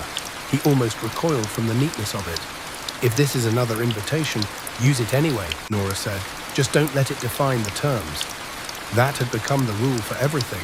He connected the data cartridge through an adapter from the desk drawer, inserted the scanned documents Brenner found in an outgoing legal review folder, and began building the release package. Not beautifully, not cautiously, structurally, 3 simultaneous outputs. First, live anomaly alert across all regional controllers, union safety observers, and federal transport oversight nodes. Second, mirrored dump to external press endpoints using timed release, including not only impossible claims, but the coercive personnel assessment, the stalking evidence, the retrieval protocols, and the quarantine history. Third, protected legal packet addressed to multiple independent recipients at once, so no single office could intercept without revealing itself. He attached the audio duplicate of Eva's cassette last. His hand hovered over the upload field. This was the final threshold, not because he doubted the truth, because he understood exactly what would follow. The release would not produce instant justice. It would not make the world believe him cleanly. Many would dismiss the impossible parts. Some would seize only on the institutional misconduct. Others would call the whole thing a breakdown, a hoax, a compromised security event, a manipulated narrative. The office below would fight, rename, dilute, deny, bury, contextualize, and recruit. Resolution was never going to be neat. The truth could still be exposed and challenged at the same time. That was the mature ending the story demanded. Nora placed a hand on the back of his chair. "Do it whole," she said. He nodded once and initiated the release. For 2 seconds, nothing happened. Then the room woke up all at once. The central wall flashed amber, route overlays expanded, a priority banner populated with raw retrieval tables, legacy carriage photos, blackout maps, and the internal subject line, civilian integration candidates. Terminals around the suite began forwarding the package automatically to mirrored oversight channels before any human filter could redact it. On the live route feed, red incident markers bloomed across southern lines where suppressed recurrence points had been hidden under routine diagnostics. And at the lower right corner of the main display, an active commuter service approaching Munich flickered. Formation mismatch detected. Expected carriages, 10. Observed carriages, 11. For one frozen instant, all 3 of them stared at the wall. Then Brenner whispered, almost reverently, "It knows." Alarms finally began. Doors sealed somewhere down the corridor. A security tone pulsed through the ceiling speakers. The operations floor below brightened as overnight staff looked up from their consoles. Someone shouted from outside the suite. Footsteps pounded toward them. The climax did not arrive as a heroic confrontation. It arrived as simultaneous exposure and collapse. Truth released, truth disputed, system reacting in real time. Nora grabbed 2 printed packets from the auxiliary tray as they began spilling out. Brenner moved to the glass wall and, with a speed that surprised Lucas, yanked a fire axe from the emergency cabinet. "That door will open in 20 seconds, he said. "And then?" Nora asked. Brenner looked at the central wall, where the live feed still showed the approaching commuter train with an extra counted carriage. "Then they decide whether to arrest us, discredit us, or ask for help." The answer was so bitterly accurate that Lucas almost smiled. Outside, voices, badge failures, security override requests. Inside, the main display changed again. The commuter train's anomaly marker expanded. A camera thumbnail opened automatically from a trackside monitor north of Munich. There, in grainy grey dawn, the train moved through a forested curve, with one carriage too many. No one in the oversight suite had called that image up. The system had done it itself. Brenner saw it and went completely still. "No," he said. On the screen, the 11th carriage's nearest window was fogged at the upper corners. Letters began to form in the condensation, not for the public channels, not for the controllers, for Lucas alone, somehow. Because he knew before they finished what they would say. D-O-N-E. The security door burst open. 3 officers entered first, followed by 2 men in dark civilian coats, and, several steps behind them, Martin Eberl. Of all the faces in the room, his was the most human. Pale, sleepless, devastated. He took in Lucas at the console, the released feeds, Nora with the printed packets, Brenner with the fire axe, and the commuter train image on the wall. Then he said, not to security, not to the civilians, but to Lucas, "You should have stopped at the wait." Lucas stood. Everything in him was exhausted now. The fear had burned down to a colder fuel. "That was the problem," he said. "All of you stopped at the wait." For 1 second, Martin looked as if he might answer honestly. Then the 2 men in civilian coats moved forward, and the ordinary machinery of containment resumed. What happened over the next minutes would be argued for months in official language and for years in rumor. Security tried to seize terminals already mirrored beyond their reach. One officer ordered everyone to the floor. Nora refused and thrust the printed packets toward the operations staff gathering at the glass. Brenner set down the fire axe rather than escalate violence, then told the nearest controller to check the active commuter formation before anyone pulled network feeds. Martin shouted for the room to be isolated. Someone on the operations floor shouted back that federal oversight was already on the line. Outside the building, phones began ringing as journalists, union offices, transport ministries, and private recipients opened the package at once. The truth was exposed. The truth was challenged. The truth was not buried quickly enough. That was the victory, if it could be called one. Not clean justice. Interruption, enough of it to break continuity. Later there would be hearings, denials, emergency task forces, whispered resignations, psychiatric insinuations, legal seizures, leaks, counter-leaks, and public battles over what counted as evidence and what counted as madness. Commentators would split themselves into camps. Some would insist the impossible sections were deliberate contamination inserted to discredit legitimate allegations of surveillance and coercion. Others would fixate on the train images and ignore the human machinery that had normalized them. Governments would promise review. Companies would speak of legacy procedural failures. Files would disappear. New files would surface. No simple resolution would come. By noon, Lucas would no longer have a job. By evening, his name would be everywhere it should not have been. By the next week, Johanna would stop asking whether he was unwell and begin asking instead how many doors in her house really locked. Brenner would testify once in public and then vanish from formal proceedings in a way that felt distressingly familiar. Nora would become, depending on the source, either a crucial witness or a compromised former employee with unstable claims. Martin would keep his position for 4 more weeks and resign under language so careful it said nothing at all. And Eva Mertens would not return. Not publicly, not in any way the world would accept as return. Weeks later, suspended between legal interviews and temporary rooms, and the strange new burden of being believed by some and doubted by others, Lucas would find himself in a windowless office offered by no one and entered by choice, this time only in memory. He would think often of her hand on his wrist, of the folder, of the sentence she gave him at the edge. Do not let them call it maintenance. He had done that much. Whether it was enough remained the wound the story could not close. Months after the release, on a rain-dark evening, Lucas sat alone in a rented apartment on the western edge of Munich, watching the public live feed of the regional rail network that had since become the subject of obsession, parody, reform proposals, and lawsuits. The interface had changed. More transparency, they said, more independent oversight, more anomaly escalation safeguards. The language looked new, the moving lines beneath it did not. A commuter service north of the city flickered once, then stabilized. Expected carriages, 10. Observed carriages, 11.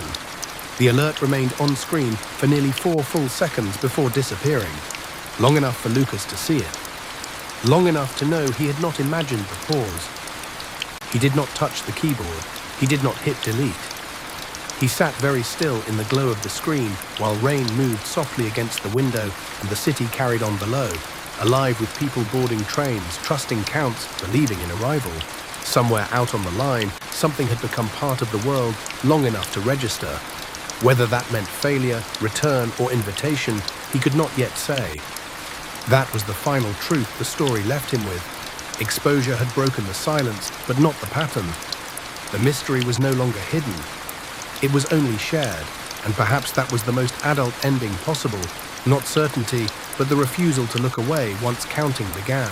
If this story stayed with you, follow the channel, leave your thoughts below, and tell us one thing. If the next train arrived with one carriage too many, would you board it? Or would you finally start asking who had been doing the counting all along?